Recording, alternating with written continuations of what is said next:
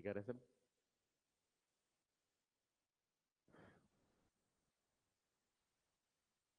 ठीक, पहले थोड़ा सा रिवीजन लेते हैं, फिर आगे बढ़ेंगे। और सर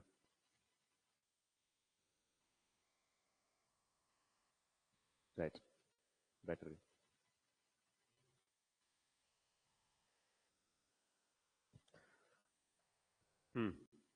तो क्या टॉपिक है इतिहास में? भारत के इतिहास कितने भाग में बांटते हैं हम लोग? 3 भाग में। 3 भाग मतलब कौन कौन सा हो गया? प्राचीन भारत के इतिहास, और मध्यकालीन भारत के इतिहास, और आधुनिक भारत का इतिहास।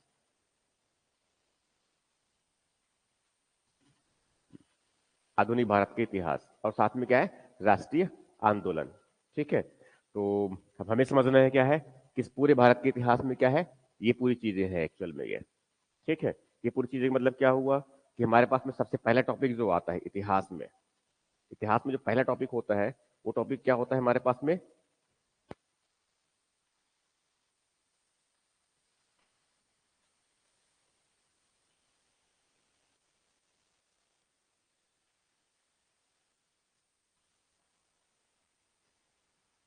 प्रागैतिहासिक काल का मतलब यह हुआ कि हम उस कालखंड की बात कर रहे हैं जिसमें हमें कोई लिपि प्राप्त नहीं हुआ है। और कोई लिपि प्राप्त नहीं हुआ है इसका मतलब यह है कि वहां पर कोई पढ़ना लिखना नहीं जानते, उस कालखंड की बात कर रहे हैं। कौन सा है? प्रागैतिहासिक काल। उसके बाद फिर प्रागैतिहासिक काल में कौन कौन सा हो जाएगा? पाषाण काल और ताम्रपाषाण काल। पाषाण काल और कौन सा है? ताम्रपाषाण काल। ठीक, उसके बाद फिर कौन सा है? आद्य प्रागैतिहासिक। आद्य प्रागैतिहासिक, आद्य ऐतिहासिक। आद्य ऐतिहासिक का मतलब कौन सा? इसमें हड़प्पा और वैदिक मेगालिथिक कल्चर भी इसी में सम्मिलित करते हैं ये। उसके बाद फिर कौन सा हो जाएगा इसमें? कौन सा शुरुआत हो जाएगा हमारे पास में प्रागैतिहासिक कालखंड में? हड़प्पा और प्लस वैदिक। उसके बाद का जो पूरा कालखंड है वो क्या है? ऐतिहासिक का है। उसके बाद का कालखंड पूरा क्या है? ऐतिहासिक का। तो वर्तमान तक पूरी जो घटनाक्रम है वो किस कालखंड कहलाएगा? ऐतिहासिक। किस कालखंड कहलाएगा वहां? ऐतिहासिक। ठीक, अब उसमें बाद हम देखिए इसमें से, अब इसको सेपरेट सेपरेट भी पढ़ना होता है ये। इसको अगर हम उसमें अगर उनको जो है एच के धाप से देखेंगे युग के हिसाब से, तो पहला क्या है? पाषाणिक युग है, फिर ताम्र पाषाणिक युग है, फिर कांस्य युग है, फिर लौह युग है। समझ में आ रहा है ना ये? तो लौह युग का मतलब क्या हुआ? तब जब मानव ने लोहे के प्रयोग करना शुरू कर दिया, तब क्या कहलाएगा? लौह युग। जब वहां तांबे और पत्थर के प्रयोग कर रहा है तब क्या कहलाएगा? वो ताम्र पाषाणिक युग। जब वहां केवल पत्थर का ही उपयोग, पत्थर मतलब पाषाण का उपयोग कर रहे हैं, तो क्या बोलेंगे इसको? पाषाण युग। समझ में आ रहा है ये? इस तरह से ये। ठीक, उसके बाद फिर क्रम में घटनाक्रम में क्या हुआ कि इस समय जो है महाजनपद वाला, वैदिक के बाद कौन सा है? महाजनपद काल। उसी समय नवीन धर्मों का उदय भी हुआ, भगवान बुद्ध वाला और भगवान महावीर वाला। इस समय 16 महाजनपद है, और साथ में उस 16 महाजनपद में मगध, अवंती, अंग, कोसल, ठीक, ये सब है ये। ठीक है, उसके बाद फिर इसी क्रम में क्या हुआ? मगध साम्राज्य का उदय भी हुआ, ये भी जानते हैं हम ऑलरेडी। ठीक है, इसके बाद फिर इसी समय जो है क्या हुआ है? विदेश से आक्रमण भी हुआ है। आक्रमण कहां से हुआ? मकदूनिया से ही है। ठीक है, साइरस ने पहले आक्रमण किया था मगर वो सफल नहीं हुआ। उसके बाद फिर जो है डेरियस ने आक्रमण किया 522 ईसा पूर्व में ये। ठीक है, उसके बाद फिर इसी क्रम में आगे जो है एलेक्स अर्थात सिकंदर, उसने आक्रमण किया था ये। ठीक है, इस समय तक जो है चंद्रगुप्त मौर्य भी है, और साथ में कौन है? कौटिल्य। साथ में क्या है? कौटिल्य। और गंगा की घाटी में, गंगा के बिल्कुल किनारे, इन द सेंस कहां पर? पाटलिपुत्र में शासक कौन है? कौन सा वंश का है? मौर्य नंद वंश का है ये। कौन है? नंद वंश का है ये। ठीक, इस तरह से तो ये सब घटनाक्रम उसी समय की बात कर रहा हूं मैं ये। फिर कौन सा फेज आया? ठीक है, सिकंदर के वापसी के बाद, सिकंदर के वापसी के बाद, और इस तरफ नंद वंश के समाप्ति के बाद कौन सा युग आया? मौर्य युग आया, जिसमें एक साम्राज्य, विशाल साम्राज्य, मतलब कौन सा? मौर्य साम्राज्य। बस इतिहास का कालक्रम है ये। क्रम क्रम को जो हम फटाफट याद कर लेते हैं ये। उनके बाद फिर कौन सा आ गया? मौर्य युग। मौर्य युग में जो है सबसे महत्वपूर्ण शुरुआती दौर पे जो संस्थापक शासक कौन है?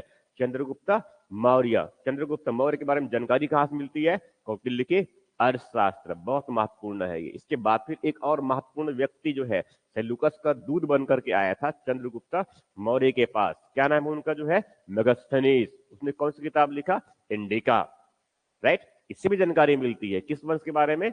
मौर्य वंश के बारे में। किस साम्राज्य के बारे में? मौर्य साम्राज्य के बारे में। यह ठीक, उसके बाद फिर जो है फेज कौन सा आ गया? अब मौर्य काल में तो काफी कुछ बड़ी मात्रा में हुए हैं। इसके बाद बहुत महत्वपूर्ण शासक कौन हुए? सम्राट अशोक। कौन सा है? सम्राट अशोक। और सम्राट अशोक के जो है कलिंग में युद्ध किया उन्होंने। एक ही युद्ध कहते हैं किया उन्होंने 361 बीसी में। और वो कौन सा युद्ध है? कलिंग युद्ध। कौन सा युद्ध है? कलिंग युद्ध। कलिंग युद्ध जो है उसके बाद उनके जो है हृदय परिवर्तन हो गया। हृदय परिवर्तन हो गया और उन्होंने क्या किया? बौद्ध धर्म स्वीकार कर लिया और उन्होंने जो है कौन सा? धम्म का। उन्होंने कौन सा? धम्म का। समझ में आ रहा है ये? तो इस प्रकार से धम्म की घोषणा किसने किया? सम्राट अशोक ने। ये उन्होंने अपने आदेशों को, वो राजा अपने आदेशों को पत्थरों पर लिखवाया, शिलाओं पर लिखवाया, स्तंभों पर लिखवाया। क्या है? राजा के आदेश है। क्या बोलेंगे इसको? राज्यादेश। क्या बोलेंगे? राज्यादेश। ठीक। इस तरफ शाहबाज गढ़ी, अफगानिस्तान में शाहबाज गढ़ी है। दक्षिण में जो है मास्की। उत्तर पश्चिमी क्षेत्र में शाहबाज गढ़ी, दक्षिण में क्या है? मास्की। मास्की कर्नाटका में ये। ठीक है। और वैसे ही इस तरफ जो है पूर्व क्षेत्र में हमारा ये, जैसे कहां पर? उड़ीसा में तोसली। क्या नाम है? तोसली। पश्चिम इस तरफ उज्जैन और साथ में गुजरात में भी वैसे ही है। यहां सब क्या मिले हैं? ये उनके क्या है? स्तंभ लेख मिले, कहीं पर शिलालेख मिले हैं। बृहद स्तंभ लेख, बृहद शिलालेख, लघु स्तंभ लेख, लघु शिलालेख। राइट। ये सब जानकारी किसकी मिलती है हमें? सम्राट अशोक की। उसके बाद उसके कई उत्तराधिकारी हुए। ठीक है। कई उत्तराधिकारी हुए। कुणाल भी है, दशरथ भी है। ठीक है। इस क्रम में और आगे जो है और कई शासक। फिर आगे क्या है? मौर्य साम्राज्य का पतन भी हो गया। कौन सा युग आया? मौर्योत्तर युग आया। कौन सा युग आया? मौर्योत्तर युग। अब मौर्योत्तर युग में जो है अब कोई बड़े विशाल साम्राज्य नहीं है। अब कोई बड़े विशाल साम्राज्य नहीं है, मगर विशाल साम्राज्य के स्थान पर अब छोटे छोटे राज्य आए। अब क्या है? छोटे छोटे राज्य। अब छोटे राज्य मतलब किनकी बात कर रहा हूं मैं? ये इससे समय जो है इस तरफ क्या है? उत्तर पश्चिमी क्षेत्र से आक्रमण भी हुआ है। किनका? किनका? विदेशियों का। विदेशी मतलब कौन? यूनानियों का आक्रमण हुआ। लेकिन कौन है? यूनानियों का आक्रमण हुआ। उसके बाद किसका? शकों का आक्रमण हुआ। उसके बाद किसका? पहलव का आक्रमण हुआ। उसके बाद फिर आए कौन? कुषाण। उसको कौन है? कुषाण। कुषाण। और कुषाण में जो है बहुत महत्वपूर्ण शासक कौन है? बहुत महत्वपूर्ण शासक कौन है? कनिष्क। इसके समय ही क्या हुआ है? बौद्ध धर्म का चौथा संगति। बौद्ध धर्म में कितने संगति हुए? 4 संगति और एक धर्म सभा। किसके समय? हर्षवर्धन के समय। ये समझ में आ रहा है? ये इस प्रकार से ये तो ये क्या हुआ? हम कहां तक पहुंच गए? मरुत्तर फेज में। ये गंगा के मैदानी क्षेत्र पर भी अधिपत्य किसका है? कुषाणों का है ये। ठीक है। किसका है? कुषाणों का है ये। कुषाण के समय जो है उस समय जो है रेशम मार्ग, जानते हैं? Silk route. सिल्क रूट चीन से होते हुए जो है इधर काबुल और उधर आगे कहां पर? मध्य एशिया और वहां से यूरोप तक पहुंचता था। क्या बोलते हैं उनको? सिल्क रूट, रेशम मार्ग। उस पर अधिकार, उस क्षेत्र पर अधिकार किसका है? ये कुषाणों का है। बड़ी मात्रा में टोल टैक्स वसूली करता है ये। किसकी वसूली करता है? करों की वसूली करता है। बड़ी मात्रा में क्या है? धन मिल रहे हैं। सोना और चांदी जो है विदेश से भारत में बरस रहे हैं। इसीलिए जो है सबसे शुद्ध रूप से सिक्के सोने के किसने जारी किया? कुषाणों ने जारी किया। ठीक है। हालांकि सबसे पहले सोने के सिक्के जारी किसने किए थे? यूनानी ने किया था। ठीक है। मगर अब यहां पर शुद्ध रूप से सोने के सिक्के कौन जारी किया? कुषाणों ने किया। समझ आ रहा है ये? ठीक है। इस तरह से ये और उनके सिक्कों में चित्र किसके बने होते हैं? किसके चित्र उत्कीर्ण होते हैं? भगवान बुद्ध के भी है, मित्र का है, देवता है ना ये। ठीक है। मंदारिन भाषा का प्रयोग करते हैं, चीन की भाषा का प्रयोग करते हैं ये। इस तरह से ये समझ आ रहा है ये? तो सबसे अधिक मात्रा में तो नहीं, मतलब शुद्ध सोने के सिक्के किसने जारी किए? कुषाणों ने किए। सबसे पहले किसने किया? यूनानी ने किया। और सर्वाधिक मात्रा में सोने के सिक्के किसने जारी किया? गुप्त काल में। एक्चुअली जो है प्रीलिम्स में यही प्रश्न पूछे जाते हैं ये। राइट। इस तरह से हमें ध्यान रखना है, याद कर लेना है ये। ठीक। तो मरुत्तर फेज में जो है किसका हो गया? उत्तर गंगा के मैदानी क्षेत्र और उत्तर पश्चिमी क्षेत्र पर अधिपत्य किसका है? कुषाणों का है बड़ी मात्रा में। ये सौराष्ट्र और राजस्थान का कुछ बेल्ट है जहां पर अधिकार किसका है? शक शासकों का है। किसका है? शक शासकों का। शक शासकों में से एक बहुत महत्वपूर्ण शासक हुआ करता था रुद्रदामन। क्या नाम है? रुद्रदामन। राइट। ये ध्यान में रखना है हमें ये। वैसे जो है पहलव जैसे और कुछ लोग है ये। ठीक है। कौन है? पहलव। उसमें एक शासक हुआ करता था गुंडो फर्नेज। क्या नाम है? गुंडोफर्निस। बस नाम याद कर लेना, एक बार सुन लेंगे, बाद में तो उनकी रिवीजन लेंगे ही लेंगे, उस टॉपिक पर जाएंगे तब ये, ठीक। उसके बाद फिर जो है किसके बात कर रहा हूं मैं? इधर उत्तर पश्चिमी क्षेत्र में, हमारा जो है मध्य पश्चिमी क्षेत्र में, ये वहां पर कौन सा वंश, कौन सा वंश वहां पर, कौन सा वंश है? सातवाहन। कौन सा वंश है? सातवाहन। सीमित काल के लिए उस तरफ जो है गंगा के मैदानी क्षेत्र में, ये उसमें जो है सुंग वंश भी आया था, पुष्यमित्र सुंग वाला। फिर उसके बाद में कर्ण वंश भी आया था, पुष्यमित्र सुंग, वसुमित्र, अग्निमित्र, ये सब क्या है? सुंग वंश के शासक है ये सब कौन है? सुंग वंश के शासक है ये। उसके बाद सातवाहन की बात किया मैंने, साइड में इस तरफ, कहां पर? प्रतिष्ठान, पैठान, महाराष्ट्र वाले क्षेत्र में उनकी राजधानी है ये। समझना रहा जो कह रहा हूं मैं ये, ठीक है। और इस सातवाहन वंश में महत्वपूर्ण शासक, पहले संस्थापक जिसमें कौन है? सेमुक। कौन है? सेमुक। याद करते चले जाइए, कौन है? सेमुक। सेमुक। सेमुक के बाद जो है सातवाहन शासक वंश में जो है बड़े शासक और कई हुए, बड़े नाम याद कर लेते हैं। गौतमी पुत्र सातकर्णी। कौन है? गौतमी पुत्र सातकर्णी। सातकर्णी प्रथम, सातकर्णी द्वितीय, ऐसे पढ़ते हैं एक्चुअल में ये। और कौन है? वशिष्ठी पुत्र पुलमावी। राइट। कौन है? वशिष्ठी पुत्र पुलमावी। ठीक है, माता के नाम लिखे हैं, इसीलिए इस राजवंश को कहते हैं मातृसत्तात्मक। क्या बोलते हैं? मातृसत्तात्मक। याद हो रहा है कुछ? राइट, ठीक। मातृ क्या क्या नाम बता दिया मैंने इसमें? सिमुक और गौतमी पुत्र सातकर्णी। उनके सिक्के मिले हैं, छत्तीसगढ़ से भी सिक्के मिले हैं उनके, ये उनके सिक्कों में उनके चित्र अंकित होता है। ये किसका? गौतमी पुत्र का। ठीक है, किसका? गौतमी पुत्र का, वशिष्ठी पुत्र का। छत्तीसगढ़ में जो है किरारी अभिलेख है, किरारी स्तंभ लेख है, इसी के काल का है। छत्तीसगढ़ में जो है किरारी, किरारी समझते हैं ना, ये किरारी जगह का नाम है ये। ठीक है, वहां समय क्या है? यज्ञ, यज्ञ यूप मिला है। क्या मिला है? यज्ञ यूप। यज्ञ यूप का मतलब क्या होता है? जब यज्ञ करवाते हैं तो उस समय जो है, उस समय जो है पशु की बलि देने के लिए क्या करते हैं? एक खंभा गाड़ते हैं ये, राइट, खंभा गाड़ते हैं ये, उसे बांध के रखते हैं ये। ठीक है, किसको? पशु को वो। ठीक है, उस खंभे में जो है राज के जो अधिकारी है सातवाहन काल के, उसके नाम, पद के नाम लिखे हैं। किस अभिलेख की बात कर रहा हूं मैं? किस स्तंभ लेख की बात कर रहा हूं मैं? किरारी। ठीक है, तालाब के नीचे मिला, खुदाई के तालाब में पानी जब सूख गया, पता चला कि यहां पर इतने सालों पुराना जो है क्या है? यज्ञ युग। समझा रहे ये? इस तरह से ये तो कहा, हम किसकी बात कर रहे हैं? सातवाहन काल। छत्तीसगढ़ में जो है उनकी जानकारी मिलती है, वरदश्री, वेदश्री, ये सब क्या है? किस कालखंड की बात कर रहा हूं मैं? सातवाहन। राइट। इसके बाद सातवाहन का जब पतन हुआ तब कौन सा आया?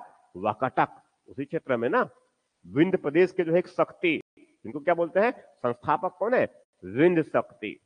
नाम याद रहेगा, विंध्य प्रदेश मतलब विंध्याचल पर्वत, इनकी बात कर रहा हूं मैं। ये विंध्य प्रदेश की शक्ति मीन्स क्या? विंध्याचल पर्वत की शक्ति, विंध्य शक्ति। संस्थापक है ये किसका? वाकाटक वंश का, उसका पुत्र बड़ा शक्तिशाली, जिन्होंने उत्तरी क्षेत्र में भी राज्य का विस्तार किया, विंध्य प्रदेश की है। ठीक, पूर्वी क्षेत्र में मतलब कहां पर? छत्तीसगढ़ वाले क्षेत्र के तरफ। वैसे जो है इस तरफ पश्चिमी क्षेत्र में, दक्षिणी क्षेत्र में भी उन्होंने क्या किया? राज्य का विस्तार किया। विस्तार कहां तक? वत्सगुम तक। पहली राजधानी उनके, एक राजधानी क्या है? नंदीवर्धन, नागपुर के पास में है। दूसरा क्या है? वत्सगुम, कर्नाटक की तरफ में ही है। मुख्य शाखा और दूसरा लाहौरी शाखा। मुख्य शाखा और क्या है? लाहौरी शाखा। पहले पहले जो है मुख्य, पहले शासक कौन है? विंध्य शक्ति, उसका जो है पुत्र, पहला नाम क्या है? महत्वपूर्ण नाम क्या है? प्रवरसेन प्रथम। इसने बड़ी मात्रा में राज्य का विस्तार किया। मध्य प्रदेश क्षेत्र में भी उन्होंने राज्य का विस्तार किया, छत्तीसगढ़ क्षेत्र में भी उन्होंने राज्य का विस्तार किया। जो मैदानी क्षेत्र है छत्तीसगढ़ का, मीन्स महानदी बेसिन में, उस महानदी बेसिन वाले क्षेत्र में छत्तीसगढ़ का जो मैदानी क्षेत्र है, वहां पर भी लगभग अधिपत्य या फिर उसके सामंत यहाँ पर अधीनस्थ छोटे क्षेत्रीय शासक जो है शासन करते रहे। ठीक है, और दक्षिण में छत्तीसगढ़ में कौन है? बस्तर में नल वंश। बस्तर में कौन आ चुका है? नल वंश। नल वंश में जो है कई शासक हुए। ठीक है, कौन है? कई शासक हुए। कई शासकों में जो है, एक कई शासकों में जो है एक अर्थपति, जिनके पिता जो है परम भट्ट, भट्टारक। समझा रहे नहीं? तो ये नल और वाकाटक के बीच लगातार क्या है? संघर्ष भी होता रहा है। कहानी ही ये है। ठीक है। हालांकि जो है नलों पर जो है वो पूरी तरह से नलों पर उसने पूरी तरह से अधिकतर उसके राज्य को नहीं जीत पाया है, और ना ही कभी जो है नल जो है वाकाटा के पूरे क्षेत्र को जीत पाए। थोड़े थोड़े क्षेत्र को कुछ कुछ समय के लिए जीते, मगर वो लंबे समय तक वहां उस पर नियंत्रण स्थापित नहीं कर पाए। जब संघर्ष हुआ तो कभी जो है नल शासकों ने जो है उसकी राजधानी वाकाटा को राजधानी नंदीवर्धन में आग लगा दिया। बदला लेने के लिए नंदीवर्धन के शासक मतलब वाकाटक शासक ने जो है नलों की राजधानी पुष्करी में आग लगा दिया। समझ रहे हैं? ये सब क्या है? घटनाक्रम है, कहानियां है ये।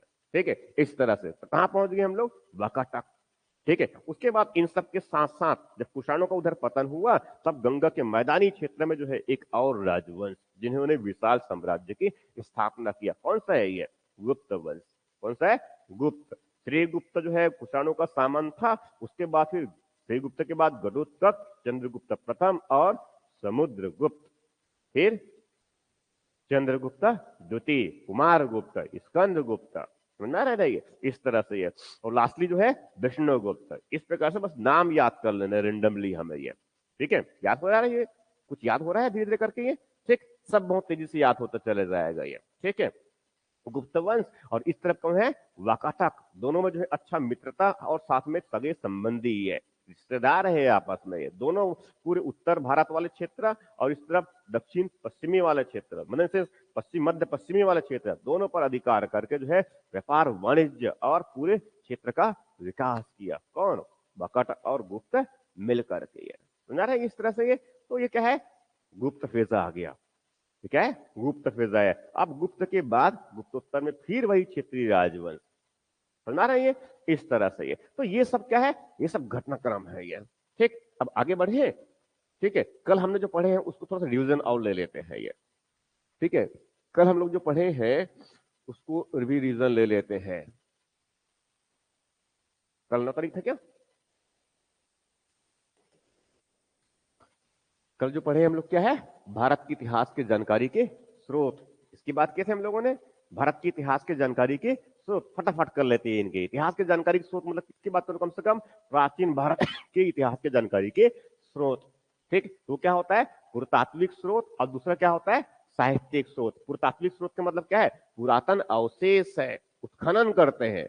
आर्कोलॉजिकल सर्वे ऑफ इंडिया, भारतीय पुरातत्व सर्वेक्षण विभाग, ये जो है संस्कृति मंत्रालय के अंदर बहुत पुराना संगठन है हमारा ये क्या है?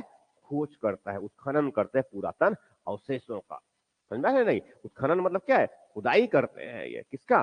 बड़े वृहद क्षेत्र का, नहीं तो गहराई तक। तो खनन के कितने तरीके हुए? 2 तरीके, एक क्षैतिज वाला, दूसरा लंबवत वाला। उत्खनन के जो है पहले तरीके कौन है? क्षैतिज, एकल संस्कृति की जानकारी मिलती है, वृहद क्षेत्र का हम खनन करते हैं। दूसरा कौन सा है?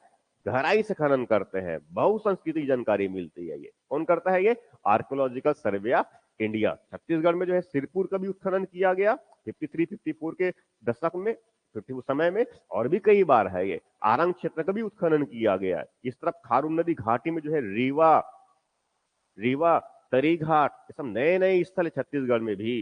ठीक है, पचराही, पचराही कहां पर? कवर्धा वाले क्षेत्र में ये। ठीक है, छत्तीसगढ़ के सब नए स्थल है ये। और इस तरफ जो है भारत में और पश्चिमी उत्तर प्रदेश में सेनावली, एग्जाम्पल दिया था मैंने ये। ठीक है, धौलावीरा कहां पर है? गुजरात में ये। ठीक है, ये सब क्या है? धौलावीरा तो ठीक थोड़ा पुराना स्थल भी है, और सबसे पुराना सबसे पहले स्थल में कौन है? जिसकी हड़प्पा की खुदाई किया गया, मोहनजोदड़ो की खुदाई किया गया, लंगनाच की खुदाई किया गया, रंगपुर, देसलपुर, लोथल, ये सब क्या है? पुराने स्थल है हमारे ये। सब कौन खुदाई करेगा? Archaeological survey of India. इस नाम को ध्यान में रखना है ये मेरे। ठीक है, तो ये क्या है? पुरातात्विक स्रोत। तो पुरातन अवशेष कोई स्थल हो सकता है, कोई स्मारक हो सकता है, सामग्री हो सकता है, टीला हो सकता है। क्या है? टीला। टीला मतलब समझते हैं ना, ये थोड़ा ऊंचा मिट्टी का ढेर, वहां पर साक्ष्य मिलते हैं पुराने कुछ का टीला। इस प्रकार से उनकी उत्खनन। सिक्के, आहत सिक्के, पंचमार्क सिक्के कहते हैं, थप्पा लगाकर धातु के टुकड़े में बनाया जाता था। पंचमार्क सिक्के, आहत सिक्के। फिर बाद में जो है ढलवा सिक्के, मतलब क्या है? मुद्रा। मुद्रा किससे? कभी सामे तांबे के बने हुए, तो कभी सोने के बने, तो कभी चांदी के बने हुए। फिर पोटीन, शीशे, इसके बने हुए सिक्के। ये उस पर कभी जो है उनके राजा का जो चित्र उत्कीर्ण है, कभी कुछ लिखा हुआ है, कभी कुछ चित्रकारी किया हुआ है। समझ में आ रहा है ये? उसमें भाषा का, उसमें लिपि का, उनकी तिथि का, कला का, सिक्के बनाने के तरीके, राइट, ये सबकी जानकारी किससे, हम इन सब चीजों से मिलता है ये, ठीक है। उसके बाद क्या है, अभिलेख। उनका क्या है, अभिलेख। ये अभिलेख कितने प्रकार का है, समलेख हो सकता है और शिलालेख हो सकता है, ताम्रपत्रम भी लिखा जा सकता है ये, राइट, इस तरह से ये, ठीक। तो ये सब क्या है, और उसमें और भी है कई है। तो जितने पुरातन हमारे पास में है, ये पुराने जो मंदिर है वो भी क्या है, बड़े स्थापत्य है, पुराने मंदिर। पुराने मंदिर के मतलब किसकी बात कर रहा हूं मैं, ये ठीक, दशावतार मंदिर है ये।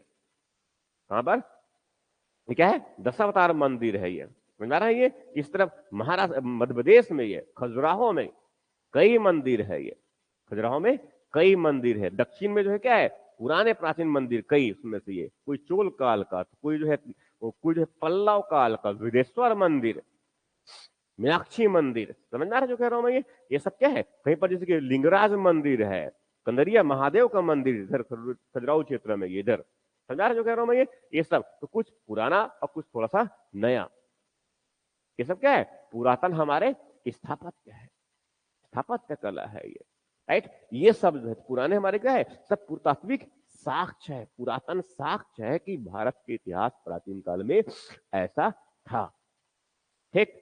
इस तरह से ये फिर क्या है, साहित्यिक स्रोत की बात किया था मैंने। साहित्यिक स्रोत का मतलब क्या है, कुछ देसी है और कुछ क्या है, विदेशी है। मैं यही से याद कर लेना है। ये देसी स्रोत का मतलब क्या हुआ, जो इसी देश के लोगों ने लिखा, इसी देश के लोगों ने लिखा। इस देश मतलब किस देश, भारत अर्थात इंडिया, ठीक है। इनकी संविधान की कितने कितने नंबर के अनुच्छेद में भारत अर्थात इंडिया लिखा हुआ है, नंबर 1, आर्टिकल 1 भारत अर्थात इंडिया राज्यों का संघ। ये भी याद कर लेना है चलते चलते ये, ठीक। तो क्या है, देसी स्रोत। देसी स्रोत का मतलब कौन कौन सा हो गया, देसी और विदेशी। और ये विदेशी लोग मतलब कौन, यूनानी वाला है पहले तो ये, फिर चीनी वाला है, फिर अरबी वाला है ये। बाद में तो और कई कई यहां वहां से आए हैं, उनको छोड़ दिए हैं अभी हम लोगों ने ये, उनको अभी छोड़ दिए, केवल प्राचीन के परिप्रेक्ष्य में हम ध्यान दे रहे हैं। अब साहित्यिक स्रोतों में क्या है, विदेशी और विदेशी। तो देशी में क्या है, कुछ धार्मिक साहित्यिक ग्रंथ है और कुछ क्या है, गैर धार्मिक, धर्मोत्तर, ठीक है। कौन है, गैर धार्मिक या फिर क्या बोलेंगे, धर्मोत्तर या फिर ऐतिहासिक ग्रंथ, क्या बोलेंगे, ऐतिहासिक ग्रंथ। धार्मिक साहित्य में कौन है, वैदिक साहित्यिक ग्रंथ और बौद्ध धर्म से संबंधित साहित्यिक ग्रंथ, जैन धर्म से संबंधित साहित्यिक ग्रंथ। दिमाग में स्पष्ट रूप से 3 बातें आना चाहिए साहित्यिक ग्रंथ के मतलब, वैदिक साहित्यिक जिनको हम ब्राह्मण धर्मग्रंथ भी कह देते हैं, वैदिक ब्राह्मण साहित्य भी कह देते हैं, बौद्ध धर्म संबंधित, जैन धर्म से संबंधित। गैर धार्मिक मतलब कौन, ऐतिहासिक, जिनका धर्म से संबंध नहीं है, धर्म से कोई इनको लेना देना नहीं है, ऐतिहासिक साहित्य है ये, इतिहास के बारे में बता देते हैं ये, ठीक है। तो वैदिक और हो गया, बौद्ध हो गया और जैन, ठीक। विदेशी में जो है यूनानी लेखक, चीनी लेखक और अरबी लेखक। इसके बाद फिर बात की तो मैंने बाद में धार्मिक साहित्य में ब्राह्मण वाला जो है, ब्राह्मण वाले में वेद नंबर 1 क्या है, वेद। वेद का अर्थ क्या होता है, ज्ञान। वेद का अर्थ क्या होता है, ज्ञान। इसको क्या बोलते हैं, श्रुति। श्रुति मतलब क्या है, श्रुति मतलब सुनना, सुन सुन करके जो है हजारों साल तक आगे बढ़ गए, कई समय तक जो है आगे बढ़ गए, ठीक है। एक व्यक्ति जो है, गुरु जो है, उनको रटवाता है, 4 बजे उठवा के रटवाते हैं ये, ठीक है। क्या रटवाते हैं, वेदों को। लिखना भी जानते नहीं है तो क्या करेंगे, रट्टे मारे, ठीक है। पहले जो एक व्यक्ति ने रट्टे मारा, एक बच्चे ने रट्टी मारा, ठीक है। उसके बाद वो जो है बड़ा हो गया, उसके बाद फिर वहां अपने और उत्तरदारी उनको रटवाया, फिर दूसरा रटवाया, मौखिक रूप से लगातार क्या है, एक पीढ़ी से दूसरी पीढ़ी तक चलता रहा, राइट। क्या बोलते हैं, श्रुति, इसलिए कहते हैं ये। संहिता भी कहते हैं इनको, वो क्या कहते हैं, संहिता। ये सब नाम याद रखना है हमें ये। ऋग्वेद सबसे पुराना वेद, वेदों कितने, 4 वेद, वेद कितने, 4, और उसमें सबसे मूल वेद कौन है, ऋग्वेद है। कितने हैं, ऋग्वेद है। 10 मंडल है इसमें, 10 मंडल मतलब समझ लो कि 10 भाग, ऐसे समझ लीजिए ये, ठीक है। कितने मंडल, 10, ठीक, इस तरह से ये, ठीक है। और ऋग्वेद में क्या है, देवताओं की स्तुति है, प्रार्थना है, जो लिखे गए हैं उसमें श्लोक वगैरह है ना, बोलते हैं ऋचा। क्या बोलते हैं, ऋचा, ठीक है।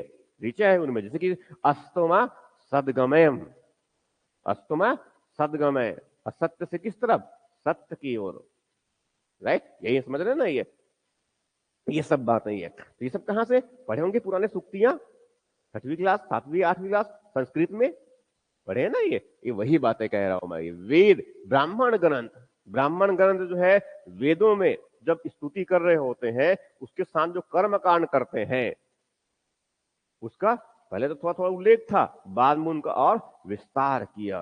ठीक है, छोटा सा यज्ञ करेंगे, सत्यनारायण की पूजा, वो भी तो एक यज्ञ है, हो जाता है। आजकल तो पंडित लोग जो है उसको जल्दी जल्दी करके जो है आधे घंटे में भी जो है समाप्त कर देते हैं। कुछ लोग उनको 2 घंटे में करते हैं, कुछ लोग उनको 4 घंटे में, कोई उनको 6 घंटा, कोई उनको एक नहीं 2 3 4। समझ में आ रहा है? ये कई यज्ञ तो जो है एक एक दिन नहीं 9 9 दिन चलते हैं। कई यज्ञ तो जो है, और समझ में आ रहा है? ये तो स्वाभाविक है, जितना छोटा यज्ञ उतना छोटा दान, उतना छोटा दान, जितना बड़ा यज्ञ उतना बड़ा दान। तो स्वाभाविक है, ज्यादा मात्रा में अगर दान प्राप्त करना है तो क्या करना पड़ेगा? कई प्रकार के यज्ञ बनाने पड़ेंगे, कई प्रकार के यज्ञ। समझ में आ रहे हैं ना? ये इसीलिए यज्ञों की मात्रा भी बढ़ गया, नंबर ऑफ यज्ञास बढ़ गया। ठीक है, और उसके लिए जो है बलि दिया जाएगा। बलि किसमें देते हैं? ये वो यज्ञ जो हवन बनाते हैं ना, कुंड, यज्ञ कुंड। ठीक है, पहले तो जो है उसमें जो है क्या है, कुछ पेड़ पत्ते और इनके जो है वहां पर उनको हवन। स्वाभाविक है, हवन का मतलब क्या है? जो हमारे पास में है हम उसी को देंगे। हम त्याग कर रहे हैं, समर्पित कर रहे हैं किसको? उस देवता को, अपना सर्वस्व दे रहे हैं। ये भावना होती है बेसिकली ये। ठीक है, बड़ा बड़ा महत्वपूर्ण, हम जिससे प्रेम करते उनको त्याग देते हैं, यही मतलब हुआ ना। हम प्रिय चीजों को जो है दान करते हैं, यही मतलब होता है एक्चुअली इनका। ये हम समर्पित कर देते हैं, यही मतलब होता है ये। ठीक है, तो इस प्रकार से क्या हुआ कि ब्राह्मण ग्रंथ, उसमें क्या है, कर्म कांडों की मात्रा बढ़ाएंगे तभी तो ज्यादा दान मिलेगा। राइट, कई ब्राह्मण ग्रंथ। ठीक है, ब्राह्मण गणों का बहुत सारे ब्राह्मण ग्रंथ लिख दिए गए। उसके बाद इसी क्रम में क्या बताया मैंने, अरण्यक। अरण्यक की रचना कहां पर हुआ? अरण्य में हुआ। कौन सा हुआ? अरण्य। अरण्य मतलब क्या होता है? जंगल। अरण्य मतलब क्या होता है? जंगल। जंगल मतलब क्या है? वन। वन मतलब क्या है? प्रकृति के द्वारा। ये भी नहीं, वन मतलब क्या होता है? जिनको सरकार ने जो है वन के रूप में अभिलेखित किया है। किसमें? वन अधिनियम, वन कानून में। ये ठीक है, कितने प्रकार के वन? आरक्षित, संरक्षित और अवर्गीकृत। ठीक, ये भी दिमाग में रख लेना साइड में चलते चलते ये। ठीक, फिर कहां पहुंच गए हम लोग? उपनिषद। तो अरण्यक बैठकर मतलब कौन? जानते हैं कि वैदिक काल में, उत्तर वैदिक काल में क्या है, 4 आश्रम व्यवस्था है, 4 वर्ण व्यवस्था है। 4 आश्रम व्यवस्था मतलब कौन सा है? 4 आश्रम व्यवस्था मतलब कौन? 4 आश्रम, अरे पहले शिक्षा प्राप्त करते हैं वो तब क्या है? ब्रह्मचर्य आश्रम। पहले क्या है? ब्रह्मचर्य आश्रम। उसके बाद फिर क्या है? गृहस्थ आश्रम, घर बसाते हैं। ठीक है, बच्चे, परिवार, ये सब कुछ। उसके बाद फिर क्या है? अब बहुत हो गया घर के बारे में काम करके, ये परेशान तो हो ही जाएंगे। ठीक है, जब रहेंगे तो परिवार में है तो पति पत्नी है तो एक साथ फिर क्या है, रहेंगे, झगड़ेंगे भी, और उसके बाद फिर जो है वो परेशान भी रहते हैं। ठीक है, कहते हैं। ठीक है, और उसके बाद फिर उसको सुधारने के प्रयास भी करते हैं। ठीक है, और उसके बाद फिर क्या है, 7 जन्मों तक भी कहानियां हैं। स्वाभाविक है, एक बार सुधार दिया गया तो 6 जन्म तो ठीक रहेंगे। समझ में आ रहा है जो कह रहा हूं मैं? ठीक, कहने का मतलब क्या है, ये इस प्रकार की जो है, इसमें कई प्रकार की विचार है। ये कौन सा था मैंने? वानप्रस्थ। हमें ये दिमाग में रखना है, 3rd नंबर का। फिर कौन सा हो गया आगे? संन्यास। क्योंकि जीवन के लक्ष्य क्या है मानव के लिए? जो है वैदिक में जो है साहित्यों में क्या बनाया? 4 इंड टारगेट। इंड टारगेट मतलब क्या है? अंतिम लक्ष्य। जीवन का अंतिम लक्ष्य मतलब क्या? 4 पुरुषार्थ की प्राप्ति। क्या है? 4 पुरुषार्थ है। ये सब बहुत टिपिकली याद करते चले जाइए साइड लाइन में। साइड में भी याद करते जा रहे हैं ना, ये मुख्य चीज हम ठीक है, मगर साइड में जो है उनको भी हम साइड साइड में पकड़ते चले जाए। कितने पुरुषार्थ है? 4 प्रकार के पुरुषार्थ। नंबर 1 पुरुषार्थ धर्म। नंबर 1 पुरुषार्थ क्या है? धर्म। और धर्म का मतलब इस ये ऐसे धर्म की बात नहीं कर रहा हूं मैं। धर्म मतलब क्या है? कर्तव्य। कर्तव्य के रूप में धर्म की बात कर रहा हूं मैं। ये एक व्यक्ति का परिवार के प्रति जो कर्तव्य, एक व्यक्ति का समाज के प्रति कर्तव्य, एक व्यक्ति का प्रकृति के प्रति का जो कर्तव्य है, उनकी बात कर रहे हैं। ये समझ में आ रहा जो कह रहा हूं मैं? ये तो धर्म। नंबर 2 पुरुषार्थ कौन है? अर्थ, आर्थिक क्रिया, आजीविका। रोजगार करना है, बेरोजगार घूमते नहीं रहना है, हमें सिखाता है। ठीक है, पुरुषार्थ में दूसरा पुरुषार्थ कौन है? अर्थ। ठीक है, फिर उसके बाद में तीसरे नंबर में काम। काम का मतलब क्या है? कर्म करना है हमें। ये क्या है? काम करना है। क्योंकि व्यक्ति जो है, कोई व्यक्ति जो है बच्चा का जन्म लिया वहां से ही काम करता रहता है मृत्यु तक। एक मोमेंट भी जो है वहां बिना कर्म के नहीं रह सकता, कुछ न कुछ तो करेगा। नहीं पढ़ेंगे तो भी जो है बैठ के जो है सोच रहे हैं, वो भी एक क्या है? कर्म है, काम है। एक पल भी जो है बिना काम किए नहीं रह सकते। कौन कहता है ऐसा? कौन कहता है? कौन कहता है? कृष्णा उवाच। कहां पर? कुरुक्षेत्र धर्म क्षेत्रे कुरुक्षेत्र। वही है ना, भगवान कृष्ण ने कहा। किनको? अर्जुन को। ठीक है, अर्जुन को वो। ठीक, तो क्या है कि कोई भी व्यक्ति जो है एक मोमेंट भी जो है बिना कर्म किए नहीं रह सकते ये। ठीक है, तो कैसा कर्म? निष्काम कर्म। भगवत गीता जो है किस कर्म को जो है घोषणा करता है? निष्काम कर्म का। निष्काम कर्म मतलब क्या हुआ? बिना फल के इच्छा के कर्म, जो बड़ी मुश्किल काम है ना। अगर मान लो जो है नौकरी नहीं मिलेगा या फिर मिलेगा उसमें कोई निश्चितता नहीं है आपको, तो पढ़ाई क्यों करेंगे आप? यही हुआ ना। हाँ, फल दिखता है, फल दिखता है कि हाँ मैं ठीक से पढ़ूंगा मुझे नौकरी मिल जाएगा, राइट। तो बिना फल को देखे जो है कोई तैयारी करेगा कैसे? इसीलिए काफी बड़ी मात्रा में लोग जो है जब वैकेंसी दिखता है तब तैयारी शुरू करते हैं। असफल होने का बड़ा कारण तो यही है, तैयारी पूरे पहले किए नहीं हमने, कैसे सफल हो जाएंगे? हमने कर्म तो पूरे किए नहीं है, तो कहते हैं कि ये फल मिले, राइट। सामान्य व्यक्ति क्या सोचता है ये फल के बारे में? पेड़ में जो है फल लगा है तो व्यक्ति क्या सोचता है? सामान्य व्यक्ति, पेड़ में आम का फल है, आम का फल मुझे मिल जाए, तोड़ लेगा, पत्थर मारेगा और तोड़ लेगा, खाएगा, एंजॉय करेगा। मगर स्थिति प्रज्ञ व्यक्ति जो है, जिनकी बुद्धि जो है संतुलित है, जो केवल अपने नहीं पर हित के बारे में सोचता है, वो क्या सोचेगा? पेड़ और प्रकृति के बीच संबंध कैसा है, इनको सोचेगा। पेड़ और जीवों की विविधता, उनका संबंध कैसा है, उसके बारे में सोचेगा।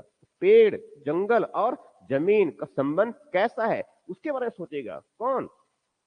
स्थिति प्रज्ञ व्यक्ति, जिनकी बुद्धि क्या है? संतुलित है, समस्त बुद्धि। बुद्धि उनकी क्या है?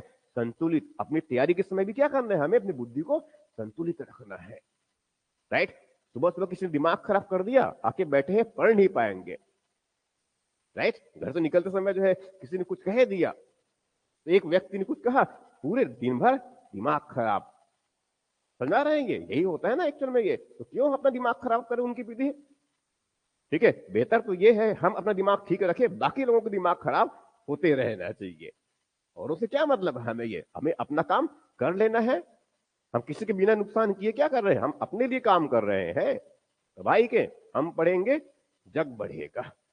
हम बढ़ेंगे, जग बढ़े, यही है ना एक्चुअल में ये। तो पढ़ो और पढ़ते रहो, और पढ़ते पढ़ते, मैं नहीं कह रहा हूं शहीद हो जाना है, ठीक इस तरह से।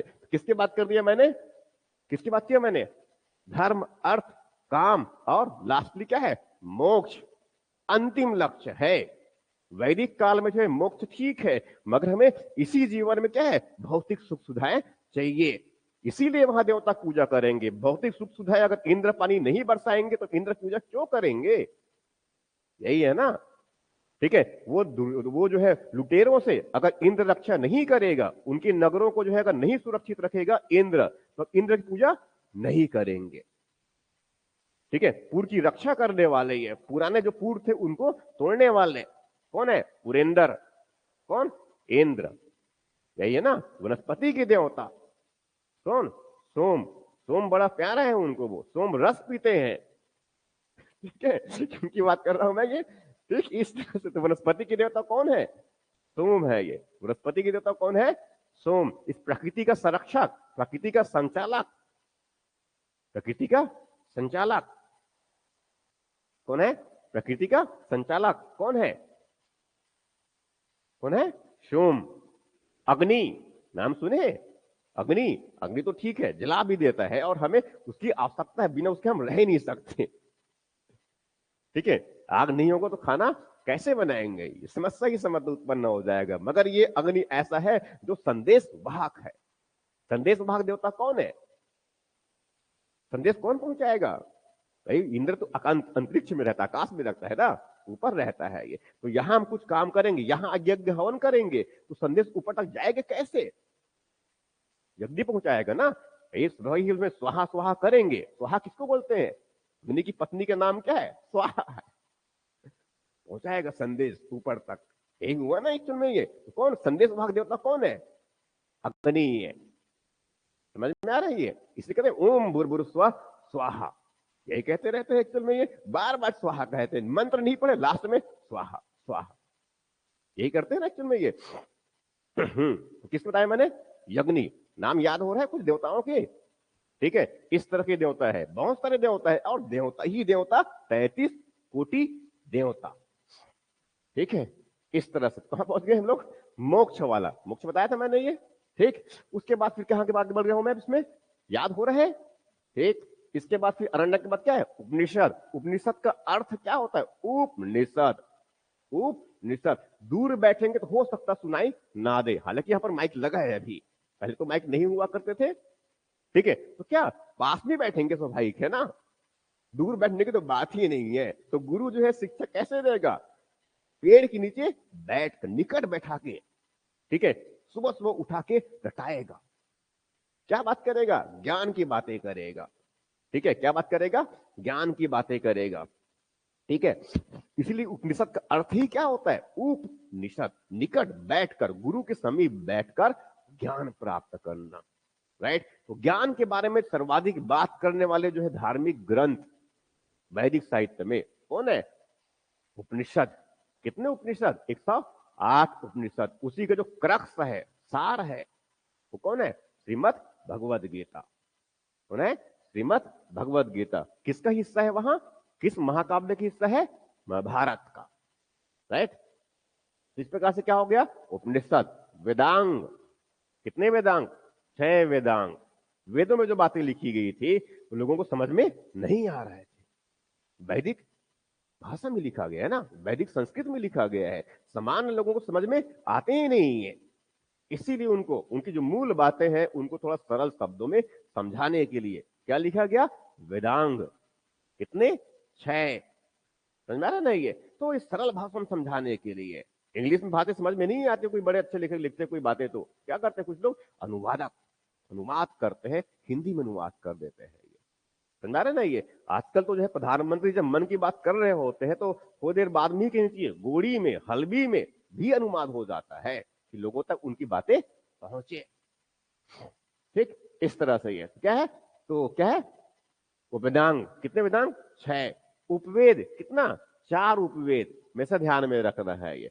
छठ दर्शन बताया था मैंने, छठ दर्शन मतलब कितना? 6 दर्शन है हमारे पास में। नंबर 1 कौन है? सांख्य। कल याद कराया था मैंने, सबसे पुराना में से कौन है? सबसे प्राचीन दर्शन में से कौन है? ये सांख्य। और सांख्य के प्रवर्तक कपिल ऋषि, कपिल मुनि, कपिल ऋषि है। ठीक है, सांख्य के प्रवर्तक। तत्कार्यवाद, उसमें सिद्धांत आता है। बहुत सारी इंपॉर्टेंट चीजें इसमें और पढ़ेंगे जब ड्रिल दर्शन पढ़ेंगे ना। ठीक है, सिलेबस का हमारा हिस्सा है भारतीय दर्शन वाला, पढ़ेंगे। कला स्थापत्य भी है, वो भी पढ़ेंगे। तो छठ दर्शन में नंबर 1 कौन हो गया? सांख्य। उसके बाद नंबर 2 कौन है? योग ले लेते हैं, ये योग दर्शन, योग सूत्र ग्रंथ है ये। ठीक है, अब योग सूत्र की रचना किसने किया? पतंजलि ने किया। मैं ये नहीं कह रहा हूं कि पेटेंट करवा लिए होते, ठीक, ऐसे नहीं मुस्कुरा देना है, मुझे मालूम है वो मैंने ही बता रखा है इसीलिए ये। ठीक है, तो कौन? पतंजलि, हमें ये याद रखना है ये। ठीक है, तो पतंजलि ने किसकी रचना किया? योग सूत्र। ठीक है, इसमें क्या है? कर्म योग। क्या है? कर्म योग, भक्ति योग और ज्ञान योग।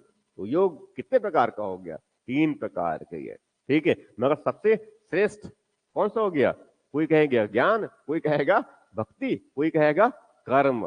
क्या पसंद है? ज्ञान प्राप्त कर रहे हैं ये तो जो है जीवन को चलाने के लिए ज्ञान है, इस ज्ञान की बात नहीं कर रहा हूं मैं। ठीक है, ज्ञान की बात तो क्या है? जब ये जान पाए कि मेरे अंदर जो अंदर में जो पार्ट है, इंटरनल जो मैटर है मेरा, इन द सेंस कौन, आत्मा और ब्रह्म कोई एक दूसरे से अलग नहीं है। वो आत्मा ही क्या है, ब्रह्म है, और ब्रह्म ही आत्मा है। ये बात जानना, क्योंकि हमारे दिमाग क्या है, ग्रस्त है। हमारा दिमाग क्या है, अंधकार में, अंधकार से ढका हुआ है। इसलिए कहते हैं ना, अस्तमा सदगमय, असत्य से सत्य, तमसोमा ज्योतिर्गमय। तम मतलब क्या है, अंधेरे से। तम तम मतलब क्या होता है, तमसोमा ज्योतिर्गमय। तम तम मतलब क्या होता है, अंधेरा, वहां से किस तरफ, प्रकाश की ओर ले चलिए मुझे। प्रार्थना कर रहे हैं हम, यही मतलब हुआ ना। ठीक है, इस तरह से तो इसलिए बात कहते हैं ये। और उस तम को, अंधेरा मतलब क्या है, अज्ञानता रूपी जो है अंधकार, अज्ञानता है। उस अज्ञानता की वजह से क्या है, हम इस पूरे संसार को, जगत को क्या मान रहे हैं, सत्य मान रहे हैं, जबकि वास्तविकता ऐसा नहीं है। ये सब क्या है, एक माया है। कौन कहता है ऐसा, ये मैं नहीं कह रहा हूं, ये जो है आचार्य शंकर कहते हैं। उन्होंने सत्य को जाना, क्या, कि उनका जो आत्मा है वही ब्रह्म है। वही क्या है, ब्रह्म है, अपर ब्रह्म है, पर ब्रह्म है। और वहां जब वास्तविक सत्य को जान लिया, सत्य को जाना, तब कहा अहम ब्रह्मास्मि। समझना है ये कोई दूसरा नहीं है। ये ब्रह्म और आत्मा, जीव क्या है, एक है। ये दूसरा नहीं है, दो नहीं है। ना ही एक की बात कर रहा हूं, क्या है, दो नहीं है, अद्वैत। कौन सा, अद्वैत। तो अद्वैतवाद का जो है अवधारणा, विचार किसने दिया, आचार्य शंकर ने। एग्जाम में कई बार पूछा गया है ये। ठीक है, इसकी इस दर्शन का जो है लंबे समय तक कोई विरोध नहीं कर पाए। ठीक है, भारतीय दर्शन की पराकाष्ठा कहा जाता है ये। ठीक है, कौन सा बताया मैंने, अद्वैतवाद। सर समझ आ रहा है ये जो कह रहा हूं मैं, ये अद्वैतवाद। अद्वैतवाद के विरोध में फिर जो है उसके और दूसरे विरोध में, विरोध मतलब उसके कटाक्ष करने के लिए, उनके जवाब देने के लिए क्या है, रामानुजाचार्य। रामानुज नाम सुने इसका। ठीक है, विशिष्टाद्वैतवाद। कौन सा है, विशिष्टाद्वैतवाद। बस नाम चल चलिए, याद बहुत आसानी से हो जाएगा ये। ठीक है, उसके बाद फिर जो है ये, उसके बाद फिर जो है ये विशिष्टाद्वैत हो गया। ठीक है, तो किसका, रामानुजाचार्य, आचार्य रामानुज, 11वीं सदी का है ये। ठीक है, लगभग 8वीं 9वीं सदी में कौन है, आचार्य शंकर। उसके बाद फिर कई वाद आए। उसके बाद क्या है, कई वाद, द्वैतवाद, द्वैताद्वैतवाद, शुद्ध द्वैतवाद। राइट, इस तरह से ये तो क्या है, आचार्य शंकर, शंकराचार्य, रामानुचार्य, माधवाचार्य, निम्बकाचार्य, वल्लभाचार्य, चार चार्य ही आचार्य। ना रहेंगे तो द्वैतवाद, अद्वैतवाद, और विशिष्टा द्वैतवाद, और शुद्ध द्वैतवाद, द्वैता द्वैतवाद। ये सब हमें एग्जाम के दृष्टिकोण से बहुत इंपॉर्टेंट है। कई बार एग्जाम पूछे हैं, रट्टे मार लीजिए इनको। समझ में आ रहा है जो कह रहा हूं मैं ये। ठीक, तो कहां तक पहुंच गए हम लोग, हाँ उसमें योग सूत्र में, ये योग सूत्र बताया मैंने, उसमें क्या क्या बताया मैंने, कर्म योग, ज्ञान योग और भक्ति। ये तो ठीक है ये, मगर योग में बहुत महत्वपूर्ण माना जाता है। योग करेंगे, स्वाभाविक योग के अंग बताए हैं। इसी जो है योग सूत्र में क्या है, योग के अंग। आजकल तो जो है योग बहुत महत्वपूर्ण हो गया है, पूरे विश्व में प्रसिद्ध है। 21 जून को क्या मनाते हैं, अंतरराष्ट्रीय योगा दिवस। ठीक है, अंतरराष्ट्रीय योगा दिवस, अंतरराष्ट्रीय योगा दिवस। ठीक है, इस प्रकार से तो योग में जो है कितने अंग होते हैं, योग में कितने अंग, योग के कितने अंग, मतलब कितने योगांग, 8 योगांग। राइट, कितने योगांग, 8 योगांग। और 8 योगांग का मतलब नंबर 1 कौन है, नंबर 1 कौन है, बस अभी सुनते जाइए, मैं सब लिखवाऊंगा धीरे धीरे करके भी ये। ठीक है, बहुत कुछ पढ़ना भी तो ना। ठीक है, अभी पढ़ना शुरुआत ही किए हैं, वही तो पढ़ना ही पढ़ना है।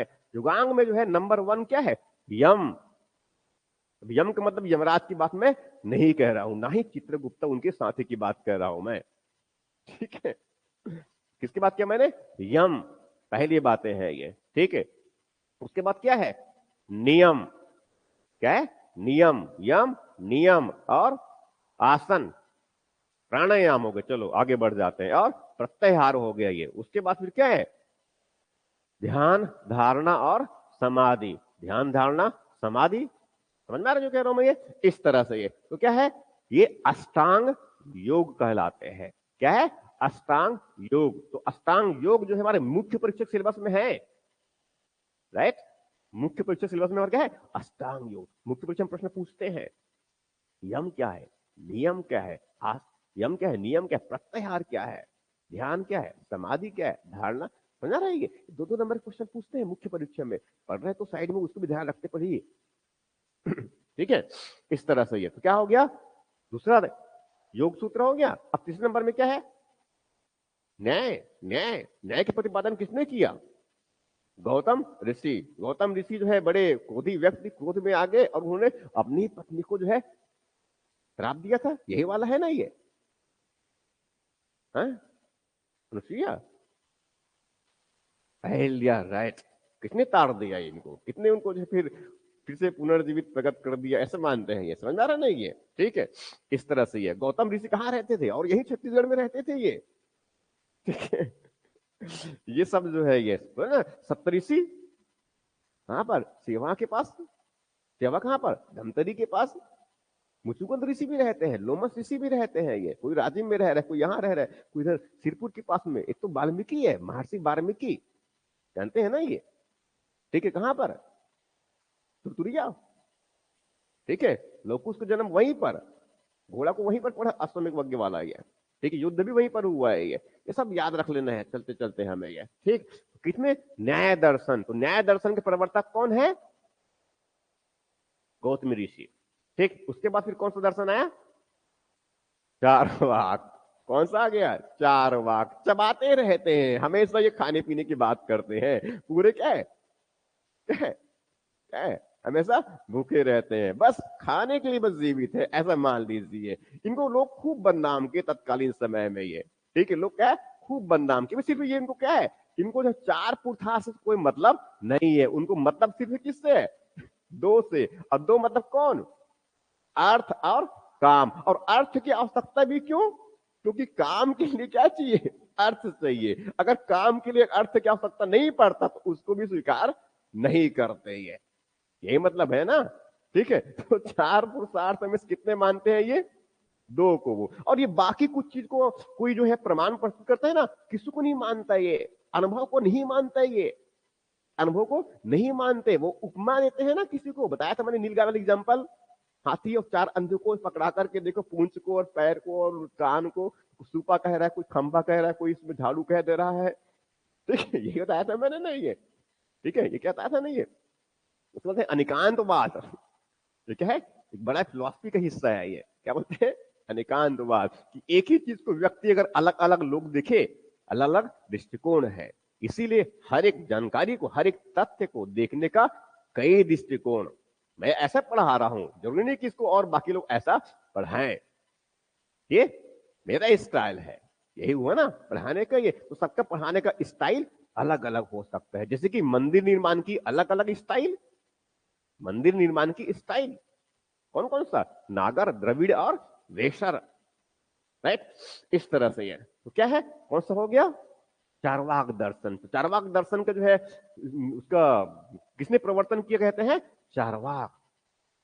मूल बातें क्या है? ये सिर्फ प्रत्यक्ष को प्रमाण मानता है। ये जो दिख रहा है वही वही सही है। देवता नहीं दिखते इसीलिए वो नहीं मानेंगे, स्वर्ग नहीं दिखते इसीलिए वो नहीं मानेंगे। समझ में आ रहा जो कह रहा हूं मैं? ये इस तरह से है। ठीक है, तो इसमें क्या कहेंगे, ये किसकी बात, किसका महत्व देते हैं? केवल काम को महत्व देते हैं। इसीलिए जब तक जियो शान से जियो। पैसा नहीं है तो फिर उधार लेकर के घी पियो। खूब बदनाम किए इनको, वो खूब बदनाम। और कौन करेगा ऐसा? जो उनके विरोधी है। देखिए ना राजनीति में कैसा होता है ये। ठीक है, वही सत्ता पक्ष विपक्ष को, और पक्ष वाला जो है, और विपक्ष वाला जो है पक्ष वाले को, यही चल रहा होता है ये। ठीक है, सही बातें हो या गलत जो भी है। ठीक, इस तरह से ये। तो क्या कह रहे हैं हमने, कहां पहुंच गए हम लोग? चारवाक। अब बचा कौन? दो और। दो और का मतलब कौन है? एक पूर्व मीमांसा और एक उत्तर मीमांसा। पूर्व मीमांसा और उत्तर मीमांसा। पूर्व मीमांसा की किसने उसने प्रवर्तन किया? जैमिनी। याद रखना है कौन है? जैमिनी। याद हो रहा है ये? ठीक। जमेनी, जमेनी के बाद फिर उत्तर मीमांसा, उनको जो वेदांत इसी को कहते हैं, वेदांग इसी को कहते हैं ये। पूरी मीमांसा मतलब उत्तर मीमांसा मतलब कौन हो गया? वेदांग। कौन? वादरायण, व्यास, वेद व्यास, महाभारत के संकलन करता यही है ना। इसने लिखा नहीं है, लिखा किसने? महाभारत को। तुलसीदास कहां से आ जाएगा? हैं? लिखा किसने? ठीक है, वो तो बोल रहे हैं, तो बुजुर्ग हो चुके हैं ना, बैठकर कितना लिख पाएंगे, इसीलिए बुलाया भाई। कुछ लिखने थोड़ा बहुत प्रयास के, किसी को लिखवाया, मगर समझ में नहीं आया, स्पीड नहीं आ रहा था, पेन के सही खत्म हो जा रहा था बार बार। ठीक है, तो आया, बुलाया कौन? ठीक है, बुद्धि के देवता जो, समझा रहे नहीं है, बुलाए और लिखना शुरू किया। बार बार से यही खत्म हो रहा है, दांत तोड़ा, लिखना शुरू कर दिया। इसीलिए एक दंत दयावंत, यही कहते हैं ना ये। ठीक इस तरह से ये तो महाभारत को लिखने वाला काम किसने किया? गणेश जी ने। ये लंबोदर, लंबा है उदर जिसका, ये कौन सा संधि है? लंबा है उदर जिसका, अर्थात बहुब्री है, यही है ना ये। तो हिंदी भी क्वेश्चन पूछता है ये, कई बार बड़ा कंफ्यूज भी करता है ये। उधर हिंदी वाला एक कर्मधारय समास होता है ना, एक और, दोनों बड़ा कंफ्यूजन होता है ये, होता ना ये, इस तरह से ये। तो ठीक है, अब एक कौन बच गया? हो गया वेदांत, हो गया ये। इनको आगे बढ़ देते हैं, अब ये हो गया। अब महाकाव्य, अब महाकाव्य मतलब कौन सा?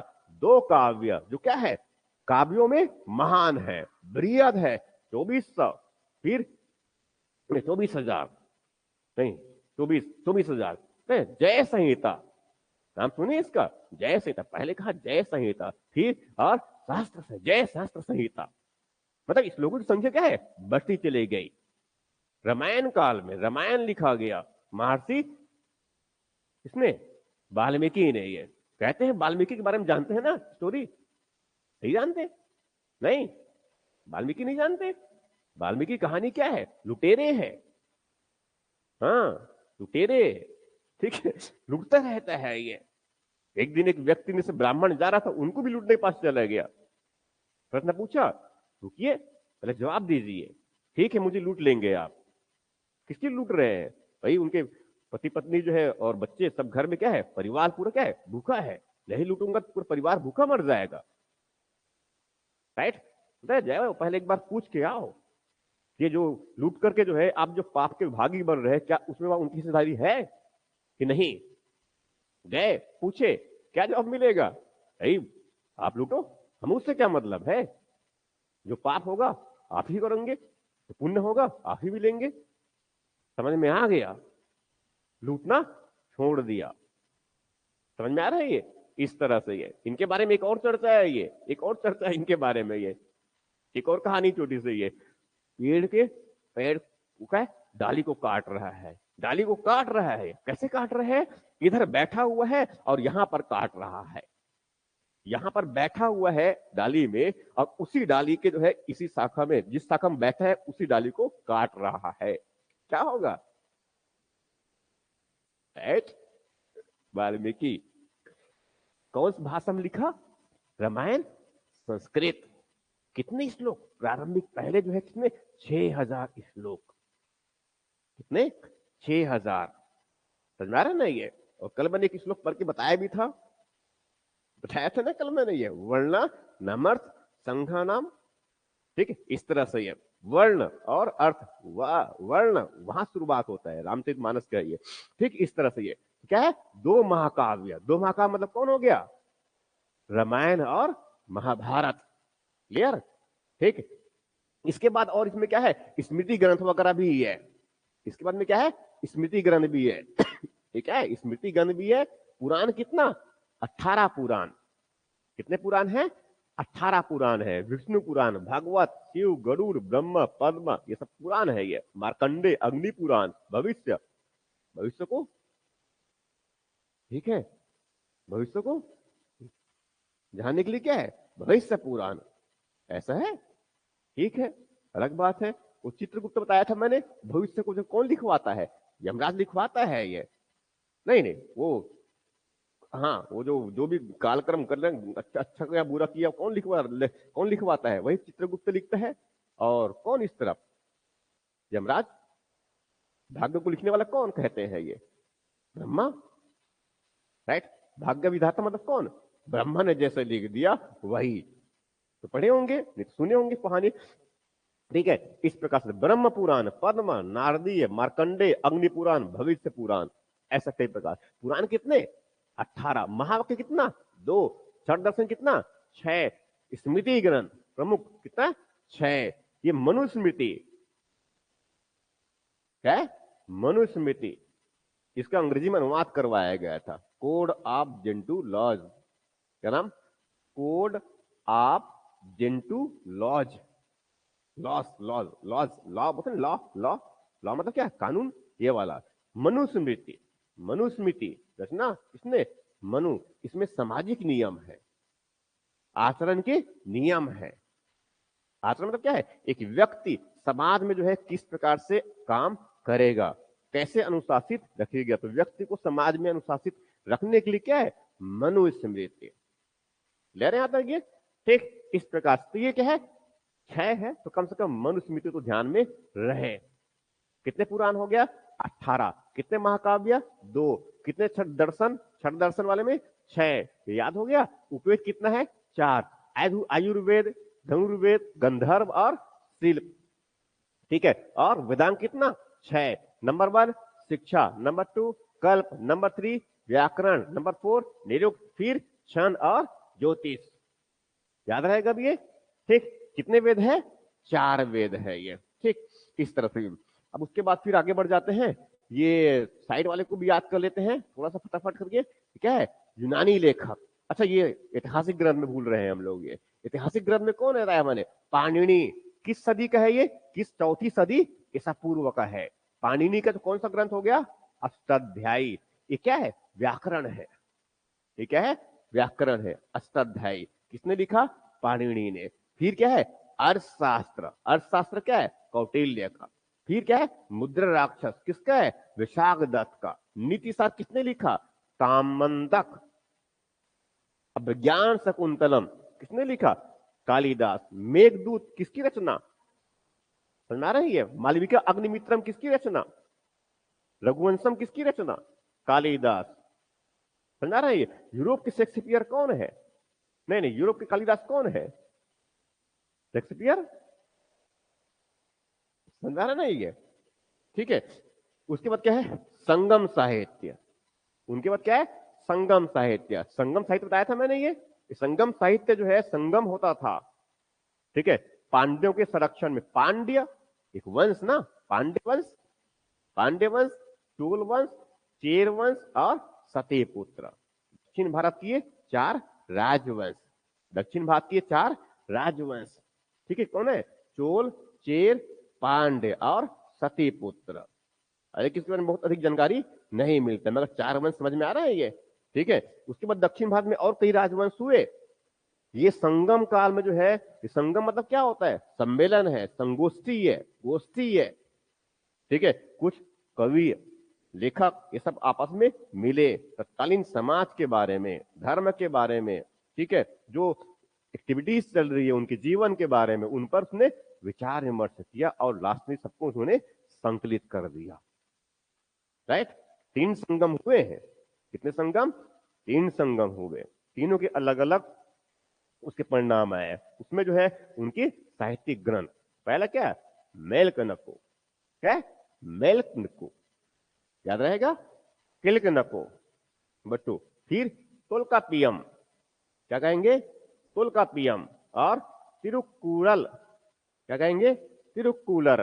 और शिल्पदिकारम, क्या है? शिल्पदिकारम। और मणिमेखलई और जीवक चिंतामणि। जीवक चिंतामणि, ये बहुत इंपॉर्टेंट है ये। ठीक है, ये बहुत इंपॉर्टेंट पार्ट है। इस एग्जाम में कई बार पूछा गया इनको, वो कई बार पूछा गया है ये। ठीक है, उसके बाद फिर विदेशी आक्रमण, विदेशी जो विवरण है उनमें कौन? 3 चीज तो बिल्कुल ध्यान में रखना है प्राचीन के, कम से कम। एक यूनानी रोमन लेखक वाला, कौन सा है? सिकंदर के पहले आए कुछ लोग और सिकंदर के बाद वाले लोग। ठीक है, टेसियस, नियार्कस। पहले कौन? टेसियस, फिर नियार्कस, फिर मेगास्थनीज, फिर टलेमी, फिर डायमेकस। मेगास्थनीज भी था एक। ठीक है, रचना क्या है इनका? इंडिका। ठीक है, फिर चीन से, तो चीन में कौन आया? फाहियान। कितने सदी में? 5वीं सदी में ये। फिर हेनसांग किस सदी में? 7वीं सदी में। फिर इफ्सिंग, और भी कई है, बताऊंगा भी और मैं ये, ठीक है। फिर कौन है?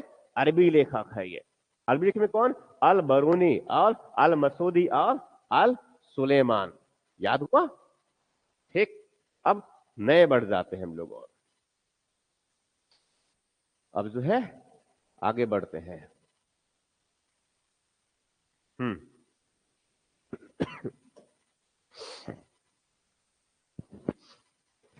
और इनको जो है फटाफट लिखते भी चले जाएंगे।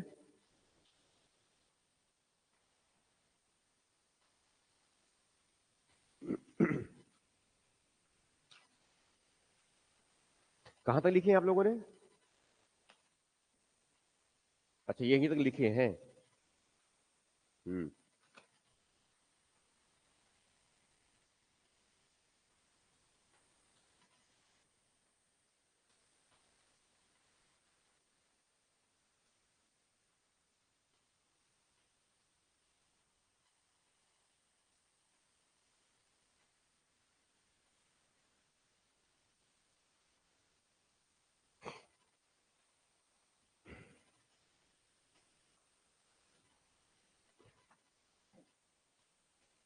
क्या हुआ? हुआ नहीं? ठीक। और इसमें जो है उसी को आगे बढ़ाऊं मैं? ठीक है, कहां तक लिखे हैं दिखाओ मुझे।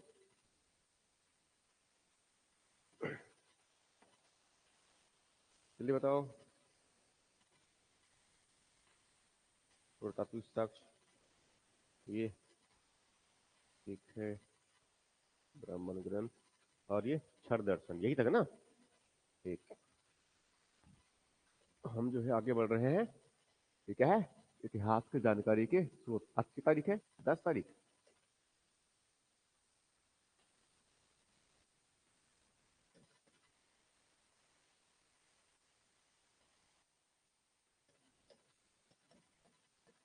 ठीक है, क्या है?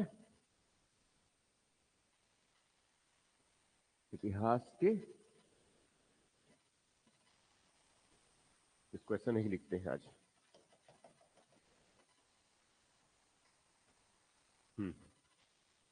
ऐसे लिखते हैं यहां से, इतिहास के, जो लिख लिए हो उसको बात नहीं कर, उसको दोबारा से नहीं लिखेंगे ना, उसको बस जानकारी के स्रोत। कितने स्रोत है? कितना स्रोत है? 2 स्रोत है ये। दो मतलब कौन कौन सा हो गया? एक पुरातात्विक साक्ष्य, और दूसरा क्या है? साहित्यिक। ये हम समझ लिए हैं ऑलरेडी। इसमें इसमें क्या है? कुछ पुरातन अवशेष है, ठीक है, और बाकी सब चीजें ही है। मुझको छोड़ दे रहा हूं मैं, आगे बढ़ रहा हूं मैं। अब साहित्यिक में, साहित्य में कितना प्रकार का है ये? 2 प्रकार के हैं। एक देसी और दूसरा कौन सा है? विदेशी है। ठीक है, अब देसी में कितने प्रकार के हैं? 2 प्रकार का कि 3 प्रकार का? 2 प्रकार। नंबर 1 धार्मिक, ठीक है, और दूसरा कौन सा है? गैर धार्मिक। दूसरा कौन सा है? गैर धार्मिक। ठीक है। अब धार्मिक में कितना? 3। नंबर 1 ब्राह्मण वाला है, ठीक है, जिनको क्या बोलते हैं? वैदिक। जिनको क्या बोलेंगे? वैदिक से संबंधित है, वैदिक में से ये। ठीक है। और इस तरफ इसमें दूसरा में कौन है? इसमें बौद्ध धर्म से संबंधित। ठीक है। और दूसरा कौन सा है?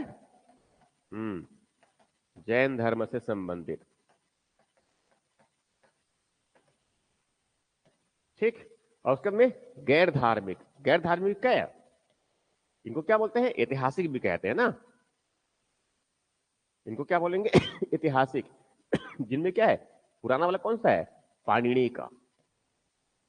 क्या है? अष्टक, अष्टाध्यायी। ये क्या है? व्याकरण। ये ध्यान में रखेंगे।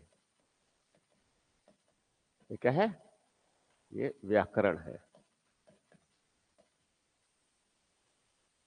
ठीक है। और कुछ एग्जांपल ले लेते हैं। कौटिल्य का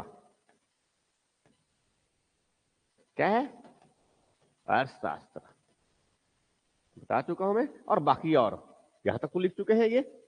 ठीक है, कुछ और लिख देता हूं मैं आगे इसमें, ये तो और लिखे होंगे तो उसमें कौटिल्य का अर्थशास्त्र, और किसकी बात किया था मैंने, विशाख दत्त का।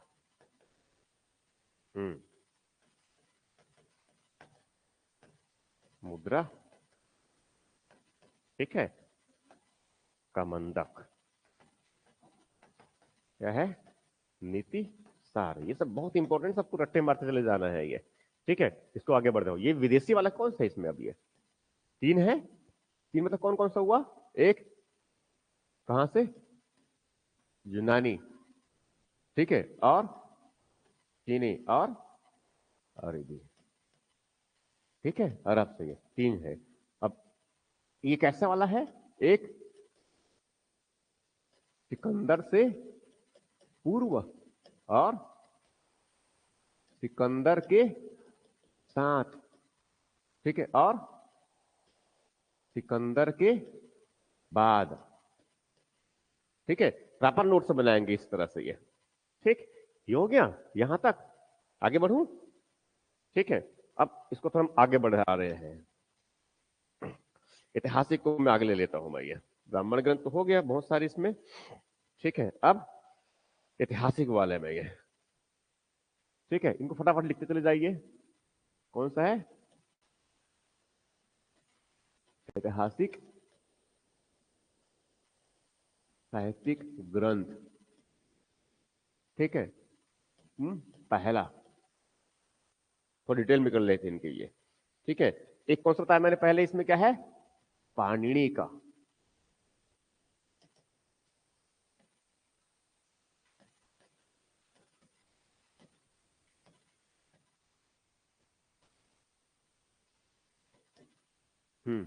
क्या है ये, चौथी सदी ईसा पूर्व में, क्या है ये व्याकरण है।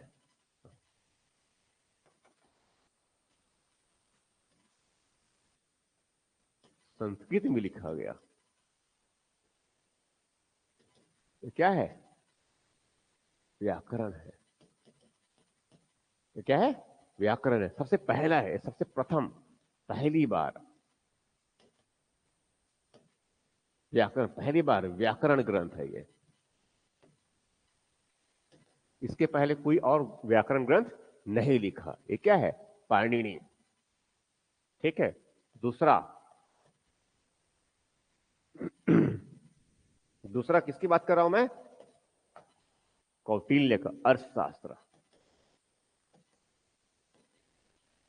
कौटिल्य का अर्थशास्त्र किस विषय पर है ये किसका है, किस सदी का है ये, तीसरी सदी ईसा पूर्व, तीसरी सदी ईसा पूर्व, ध्यान रखेंगे ये। इसमें किस विषय के बारे में है ये, राजनीति, और मुख्यतः क्या है ये, प्रशासन, ठीक है। और साथ में जानकारी क्या मिलती है इनकी, समाज और उनकी संस्कृति, किसकी, मौर्य काल, मौर्य काल नहीं, मौर्य साम्राज्य कह देता हूं, मौर्य साम्राज्य की, ठीक है, इस तरह से यह। और किस भाषा में लिखा गया, संस्कृत में, ध्यान रखेंगे ये। और इसकी लिपि क्या है, ब्राही, वो तो ऐसे ही जानते हैं ये, ठीक है। व्याकरण ग्रंथ है ये, बुद्ध राक्षस हो गया ये, ठीक है। और इसमें लिखते हैं आगे, अ तीसरा कौन सा बताया मैंने, कामंदक, कामंदक का क्या है, नीति सार, क्या है, नीति सार, ठीक है। तो ये भी जो है, नीति सार मतलब क्या है, रणनीति और प्रशासन से संबंधित, ठीक है। इसमें कई जानकारी मिलती है, राजनीति और प्रशासन, समाज और संस्कृति की जानकारी। जहां समझ में नहीं आएगा पूछ लेंगे, गलत नहीं लिखेंगे, ठीक है। और लिखिए, जल्दी जल्दी लिखिए इसको।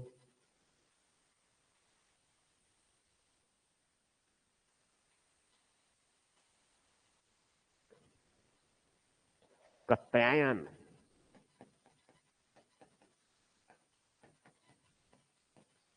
ठीक है। एक महत्वपूर्ण है वार्तिक, ये ग्रंथ का नाम है। ये क्या कहेंगे इसको? वार्तिक, एक ग्रंथ का नाम है ये, ठीक है। ये जो है ये भी संस्कृत व्याकरण ग्रंथ है, ये ध्यान रखना है भैया। ये क्या है? संस्कृत व्याकरण ग्रंथ। कितने नंबर उधर पहले के लिखे थे हम लोगों ने? ये दूसरा हो गया, ध्यान रखेंगे ये।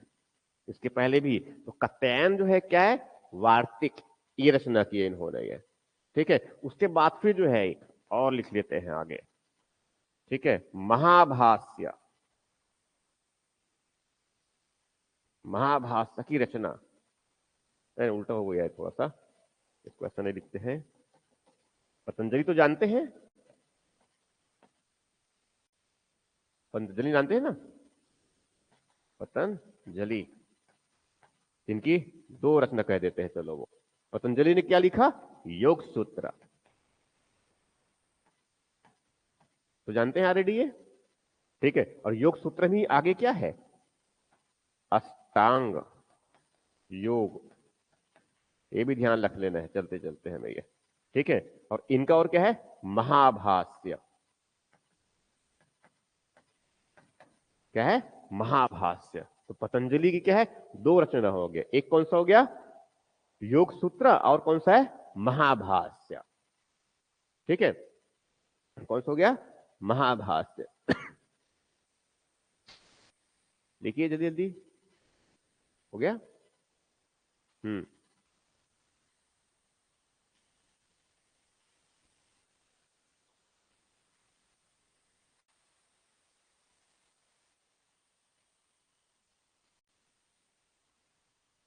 जल्दी कीजिए, थोड़ा सी पढ़े हैं।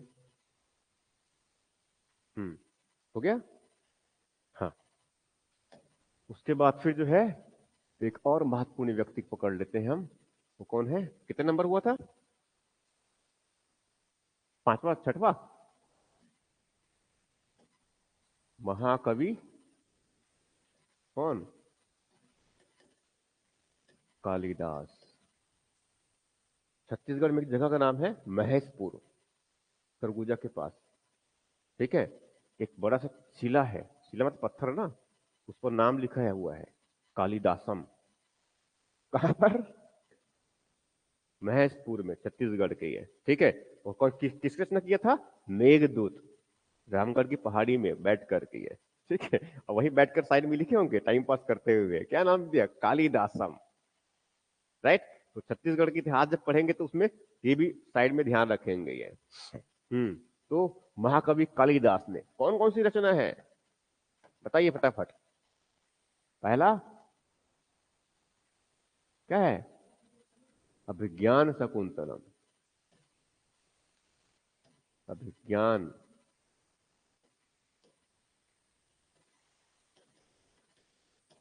अभिज्ञान शकुंतलम। और है मालविका अग्नि मित्रम, एक ये हो गया। और मेघदूत, ठीक। और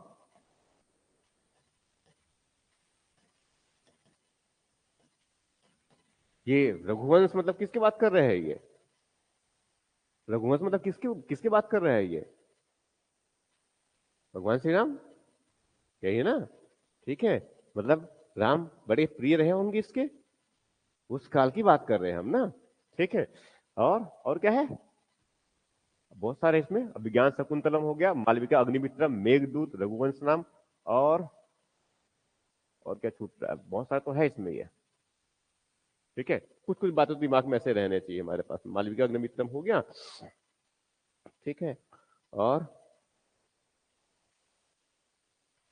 विज्ञान शकुंतलम, मालविका अग्निमित्रम, मेघदूत, मतलब पूरी से कुछ नहीं लिख सकते ना, मगर ज्यादा ज्यादा लिखने का प्रयास कर रहे हैं बस हम एक्चुअल में बहुत। ठीक है, ये हो गया ये।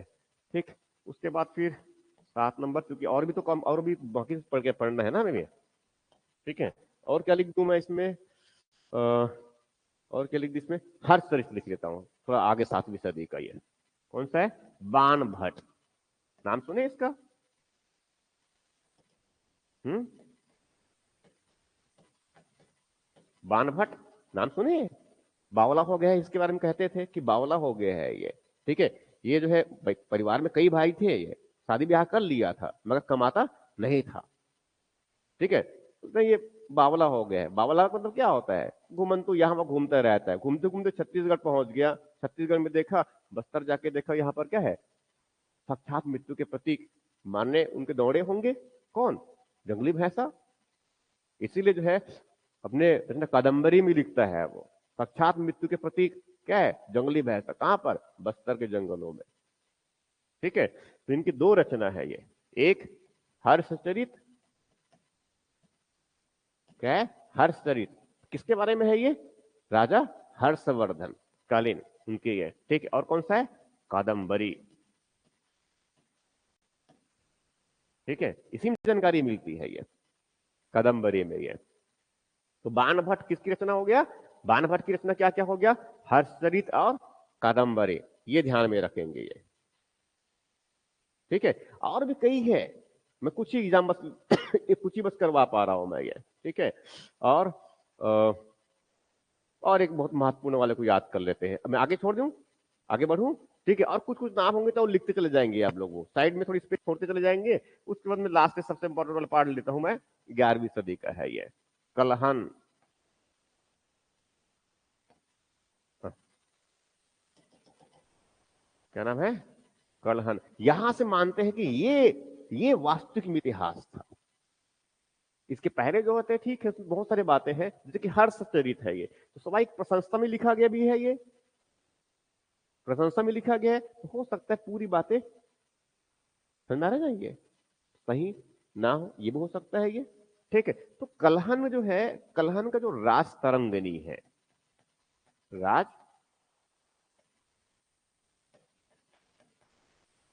राज तरंगिणी, इसमें जो है हमें जम्मू कश्मीर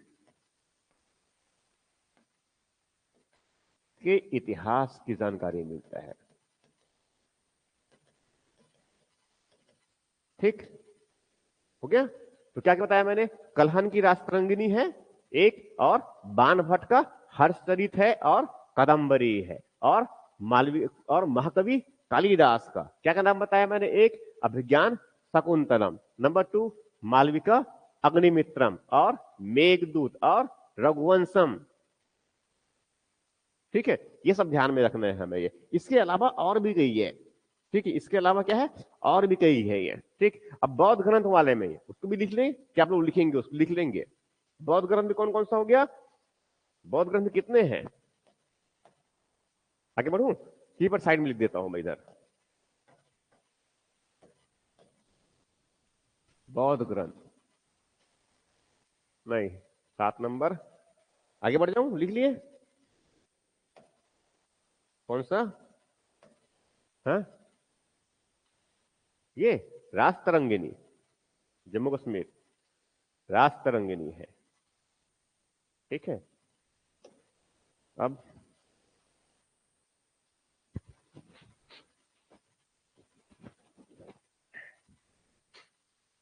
इसमें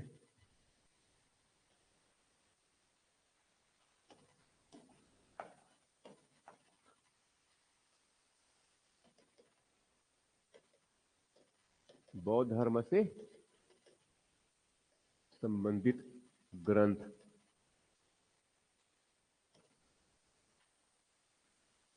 कौन कौन सा हो गया, ये कहते हैं त्रिपिटक, ये सब ध्यान में रखना है ये। ठीक है, क्या है, त्रिपिटक, त्रिपिटक मतलब कौन कौन सा हो गया, एक सुत्त पिटक, और अभिधम। पीटक, पीटक और पीटक। ठीक है, तो ये सब किस में लिखे होंगे? ये पाली में, ध्यान रखेंगे। ठीक है, त्रिपिटक हो गया। उसके बाद फिर जो है इसमें और भी कई है। ठीक है, जिस किताब को पढ़ रहे होंगे उसमें कुछ और भी एक्स्ट्रा नाम होंगे, तो साइड में नोट्स हम प्रॉपर लिखते चले जाएंगे ये। ठीक है, और दिव्यावदान,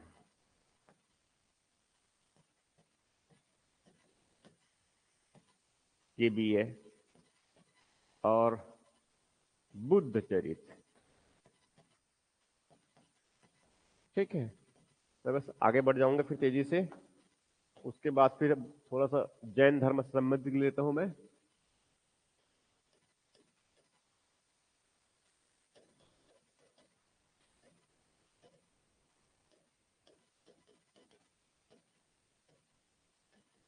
ये कौन है? भगवती सूत्र है।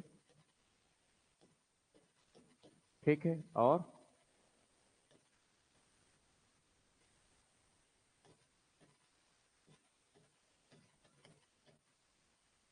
परसिष्टि पर्व, दो लिख लीजिए कम से कम ये।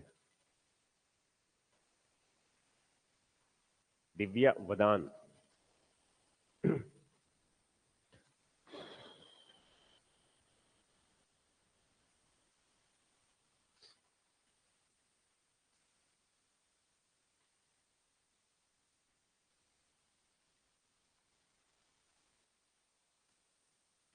हो गया।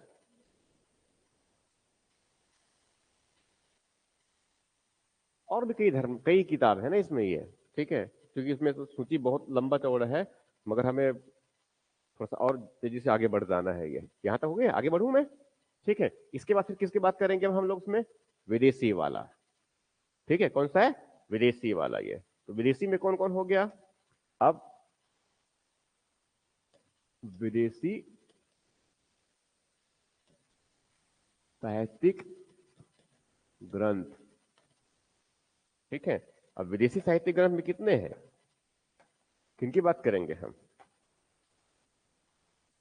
ओह, सच।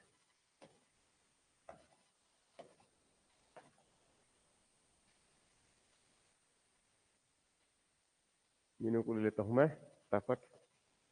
पहला कौन सा है बताइए, कौन सा वाला है?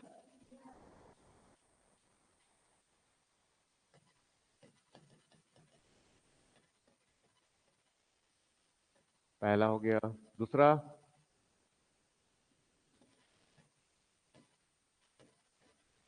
चीनी लेखक। तीसरा क्या है?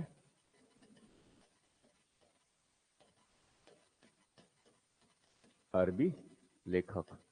ठीक है, अब यूनानी लेखक में इसको हमने तीन भागों में डिवाइड किया। इसमें क्या है? इसमें था ना, सिकंदर से पहले, सिकंदर के बाद, और सिकंदर के साथ, और सिकंदर के बाद। इनको वैसे ही कर लेते हैं ये। पहले क्या है? सिकंदर के पूर्व जो है उनकी बात कर रहा हूं मैं ये। ठीक है, ये ध्यान रख ले हमें। तो दो नाम लिखने हमें ये, टेसियस और हेरोडेटस। क्या नाम है? टेसियस और हेरोडोटस। दो नाम कहां से आया? कौन सा वाला है ये? सब यूनानी वाला है, सिकंदर के पूर्व आए थे ये। ठीक है, सिकंदर के साथ,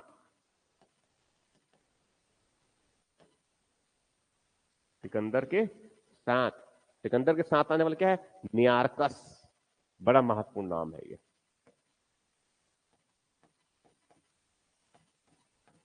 निकस्तनीस भी कहते हैं इनको। क्या बोलते हैं? निकस्तनीस। उनका मित्र था ये उनका परम मित्र। उनके दो मित्र थे सिकंदर के। ये एलेक्स है ना, उनके दो मित्र, एक का नाम सेल्यूकस जो उनका सेनापति था, और उनके प्रमुख एडवाइजर, एडवाइजर तो दो ही इनके, सेनापति और एक कौन? ये नियारकस निकस्थनीस। ठीक है, इनकी एडवाइस, इन्होंने नियारकस निकस्थनीस ने उनको एडवाइस किया कि आप यहां से वापस चलो। उनकी बात नहीं माना। ठीक है, और फाइनली क्या हुआ?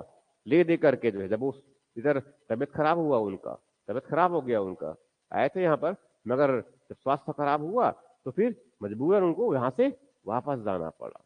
वापस जा रहे थे और उधर जाकर क्या हुआ, भगवान को प्यारे, युवा समय भी भगवान को प्यारे हो गए ना। ठीक है। उसके बाद साथ में कौन था, सेनापति उनके, कौन, सेल्यूकस। सेल्यूकस का दूध बनकर चंद्रगुप्त मौर्य दरबार में कौन आया था, मेगास्थनीस। ये ध्यान में रखना है, ये तो सब एक जुड़ी हुई ये कहानी है ये। तो नियारकस, ठीक है, नियारकस के साथ साथ इसमें जो है और भी है, अरस्टुबुलस, एक और बस नाम लिख लीजिए, क्या है, अरिस्टोबुलस।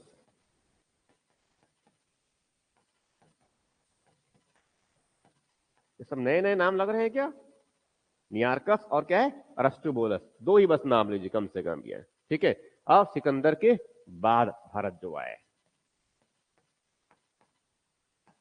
सिकंदर के बाद जो भारत आए, ठीक है, दो तीन नाम। नंबर वन किस बात कर रहा हूं मैं, चलो मेगास्थनीज की बात कर लेते हैं। ये कौन है, मेगास्थनीज, मेगस मेगास्थनीज। हम्म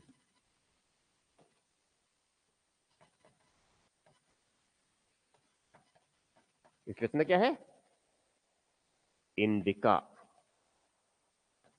और ये मेगास्थनीज जो है, इनको भेजा किसने था, सेल्यूकस का, इसको ऐसे भी लेते हैं चलो।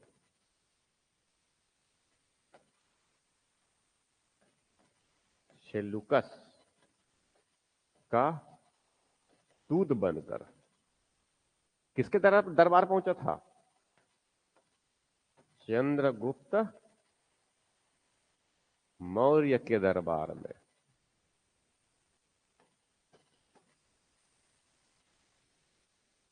ठीक है। सेल्यूकस की पुत्री, सेल्यूकस की पुत्री, नाम हेलेना, उनसे विवाह हुआ था किसका, चंद्रगुप्त मौर्य का। ठीक है, तो कौन हो गया, मेगास्थनीज, नाम याद रहेगा हमेशा ये। ठीक है। और डाइमेकस, डाइमेकस और डाई और जो है डायनोसियस, क्या है, डायनोसियस।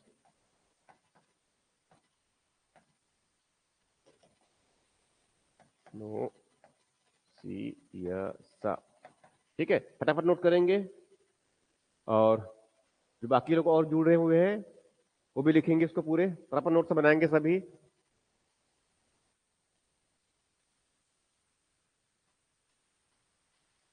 ठीक है, जल्दी लिखिए, इसको याद करेंगे जल्दी से। चीनी लेखक, फटाफट में लिख देता हूं नाम। ठीक है, आप लोग जल्दी से नोट डाउन कर लीजिए इनकी ये। ठीक है, पहले लेते हैं एक समाचीन, एक ये नाम है, कम से कम बस नाम जान लो। क्या नाम है, समाचीन, कहां से है, चीन से, समाचीन दिखा है शायद समझ जाएंगे। ठीक है, फिर किसके बात कर लेंगे इसमें, फाहियान। किस सदी में है ये, पांचवी सदी में है ये। किस सदी का है ये, पांचवी सदी का, ये दिमाग में रख लेंगे ये। ठीक है, पांचवी सदी का ये बौद्ध भिक्षु है। फिर क्या है, सुंग युन, सुंग युन।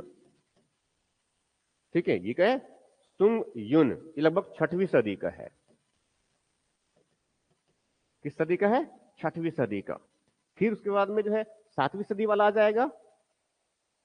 ठीक है, कौन है, छठवीं सदी वाला कौन है, हेनसंग। ठीक है, सातवीं सदी का। ठीक है, और फिर क्या है, इत सिंह, ये क्या है, सातवीं सदी का।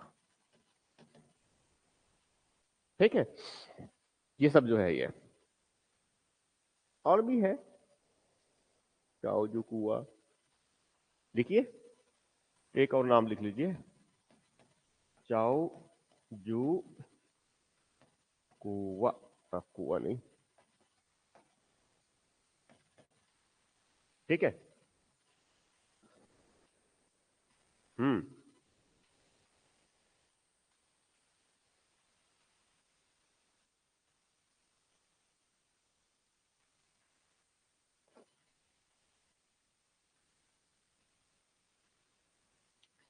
हो गया, ठीक। अब बच कौन सा है, अरबी वाला। तो अरबी वाले में क्या क्या है, क्या क्या है, अल सुलेमान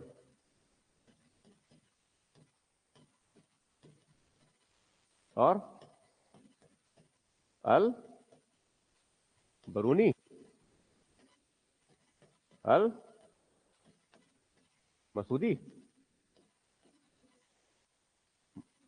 हाँ ठीक है ना, ठीक। तो अल सुलेमान, अल बरूनी और अल मसूदी, कम से कम इतना ध्यान में रखना है हमें ये, ठीक। हो गया, ठीक है। ये सब कौन है, विदेशी वाले हैं ये सेगमेंट हुआ। अब इसमें जो है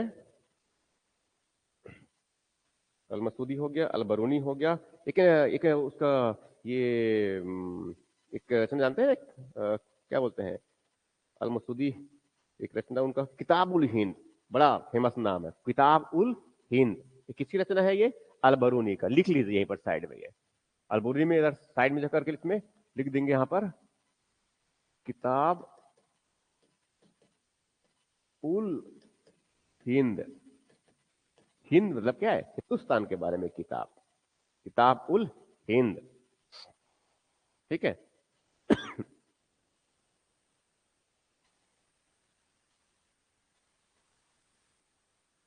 ठीक,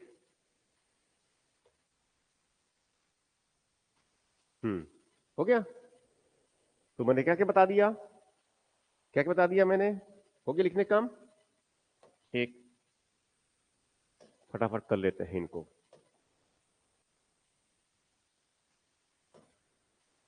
हाँ, जानकारी के स्रोत में क्या है, पुरातात्विक और साहित्यिक। पुरातात्विक में क्या है, पुरातन अवशेष है, कोई टीला भी हो सकता है, कोई स्मारक भी हो सकता है, और कोई शिलालेख भी हो सकता है। शिलालेख में क्या है, स्तंभ लेख है, और स्तंभ लेख है और शिलालेख, स्तंभ लेख और शिलालेख, और ताम्रपत्र वाले में भी है, ठीक है। उस पर लिखते हैं, यही वाला हुआ। तो सबसे अधिक मात्रा में किसका प्राप्त हुआ हमें, अशोक वाले का, अशोक का शिलालेख वाला हुआ, ठीक है। अब उसके बाद फिर किसके बात की हम लोगों ने, इसमें मुद्रा भी क्या है, वो पुरातन अवशेष में से है, पुरातात्विक है ये मुद्रा। तो मुद्रा कौन सा, आहत मुद्रा, और कौन सा है, ढलवा सिक्के, ठीक है। और क्या है, ढलवा सिक्के। तो आहत मतलब कौन सा वाला, पंचमार का सिक्के। आहत मतलब कौन सा, पंचमार का। अब उसका साहित्यिक में, साहित्यिक मतलब कौन कौन सा हो गया, देसी और विदेशी। तो देसी में कौन वाला है, धार्मिक वाला है, और गैर धार्मिक, जिनको ऐतिहासिक भी। धार्मिक में कौन, ब्राह्मण धर्म संबंधित, वैदिक धर्म संबंधित, बौद्ध धर्म संबंधित, और जैन से संबंधित। फिर गैर धार्मिक में पूरे क्या है, ऐतिहासिक ग्रंथ है। यहां पर जो नाम लिखा है उसमें क्या है, पाणिनि का अष्टाध्यायी। क्या है ये, क्या है ये, व्याकरण है ये, पहली बार व्याकरण है ये, ठीक है। फिर क्या है, कौटिल्य का अर्थशास्त्र, किसके विषय के बारे में है, रणनीति के बारे में, प्रशासन के बारे में। फिर कौन सा है, विशाख दत्त का मुद्रा राक्षस। मुद्रा राक्षस की रचना किसने किया, विशाख दत्त ने किया। नीति सार की रचना किसने किया, कामंदक ने किया, किसने किया, कामंदक ने किया। उसके बाद फिर जो है दूसरा में आगे बढ़ गए, और पाणिनि का क्या है, अष्टाध्यायी है, किस सदी का, चौथी सदी का। किस भाषा में, संस्कृत में। किससे संबंधित है, व्याकरण है, ये पहली बार लिखा गया, पहले व्याकरण है। कौटिल्य का अर्थशास्त्र, तीसरी सदी ईसा पूर्व का, किसके बारे में है, राजनीति और प्रशासन के बारे में है। किसमें लिखा गया, संस्कृत में लिखा गया, ठीक। फिर कौन है, कामंदक, उनकी रचना क्या है, नीति सार। नीति सार किसके बारे में है, रणनीति, प्रशासन और समाज संस्कृति की। कात्यायन, कात्यायन का क्या है, वार्तिक, ये क्या है, संस्कृत का व्याकरण है, ये दूसरे ग्रंथ का व्याकरण का ये, ठीक है। उसके बाद कौन, पतंजलि, कौन सा है, पतंजलि। पतंजलि ने दो लिखे, एक महत्वपूर्ण क्या है, योग सूत्र, उसमें बताया कि मैंने अष्टांग योग बताया था मैंने, यम नियम वाला, ठीक है। फिर क्या है, महाभाष्य। पतंजलि की दो रचना हो गया, कौन सा, एक महाभाष्य, फिर दूसरा, दूसरा कौन सा है, योग सूत्र, ये ठीक। फिर किसके बताया मैंने, महाकवि कालिदास, किसको बताया मैंने, महाकवि कालिदास। महाकवि कालिदास के जो है तीन रचना, चार रचना लिखे हैं यहाँ पर हम लोगों ने। एक क्या है, अभिज्ञान शकुंतलम, इसके अलावा और भी है ना, ठीक है। दूसरा क्या है, मालविका अग्निमित्रम, फिर मेघदूत, फिर रघुवंश नाम, रघुवंशम, रघुवंश नाशम, ठीक है। फिर क्या है, बाण भट्ट। बाण भट्ट में दो रचना लिख रखा हूं मैंने यहाँ पर, ये एक हर्षचरित है, और क्या है, कादम्बरी है, एक क्या है हर्षचरित है, दूसरा क्या है कादम्बरी है। इसी में बताया था मैंने बस्तर के जो है जंगली भैंस के बारे में, ठीक, कादम्बरी में रचना। और एक कौन सा हो गया हर्षचरित। फिर किसका बताया मैंने कलहन का रास्तरंगनी। कलहन का रास्तरंग किसकी जानकारी मिलती है हमें जम्मू कश्मीर के इतिहास का। उसके बाद फिर किसकी बात कर रहा हूं मैं बौद्ध धर्म से संबंधित।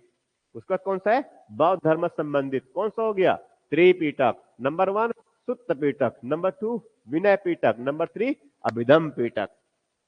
क्लियर है यहां तक ये, ठीक है।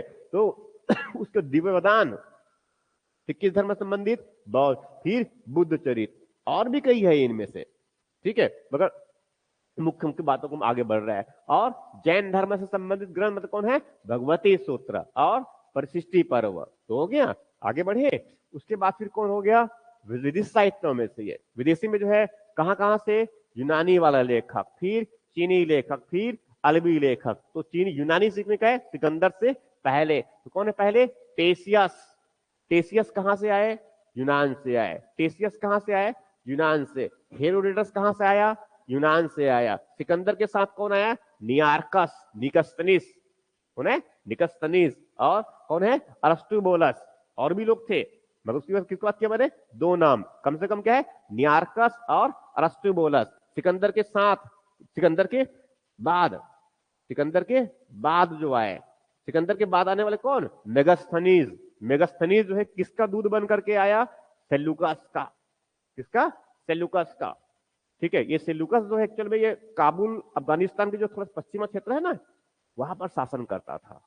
उनके अधिकारी उनके उनका अधीनस्थ था ये, ठीक है। तो मेगास्थनीज ने किसकी रचना किया एंडिका। इससे जो है मौर्य समाज के बारे में मौर्य काल के समाज के बारे में ये उनके प्रशासन के बारे में जानकारी मिलती है किससे इंडिका से। फिर कौन है डाइमेकस और डायनोसियस।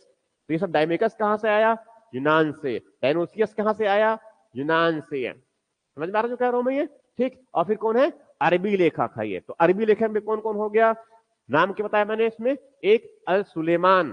क्या नाम है अल सुलेमान और अल बरूनी। अल बरूनी कौन सी किताब है किताब इल हिंद।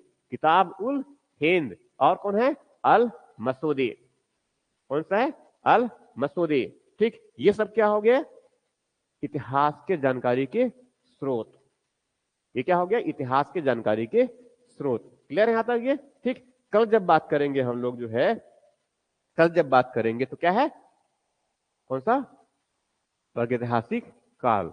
कल कौन से दिन है बस कल संडे है तो कल तो फिर कोई बात ही नहीं है, ठीक है। तो कल संडे है तो कल तो छुट्टी रहेगा, ठीक है। और मंडे को फिर और पढ़ेंगे। तो मंडे को क्या पढ़ेंगे आप लोग क्या पढ़ के आएंगे पाषाण काल। क्या पढ़ के आएंगे पाषाण काल। पाषाण काल मतलब प्रागैतिहासिक काल। कौन सा प्रागैतिहासिक काल। तो प्रागैतिहासिक काल में क्या क्या चीज है इसमें दो बातें पढ़ के आएंगे आप लोग। पाषाण काल वाला भी है और क्या है ताम्र पाषाण काल भी है, दोनों बातें। और पाषाण काल में क्या है पूरा पाषाण काल मध्य पाषाण काल और नव पाषाण काल इसको पढ़ करके आएंगे ये। उसके बाद फिर अब पढ़ेंगे क्या इसमें कि ये नव पाषाण काल की स्थल कहां पर है किस नदी के किनारे है। समझ में आ रहा है ना ये। अब औजार औजार को अब याद करने की आवश्यकता नहीं है बता दूंगा मैं, मगर स्थल याद करके आइए आप लोग। कैसे स्थल भीमबेटका कहां पर है किस नदी के किनारे है ये। आदमगढ़ कहां पर है ये किस नदी के किनारे है ये। चिराद कहां पर है।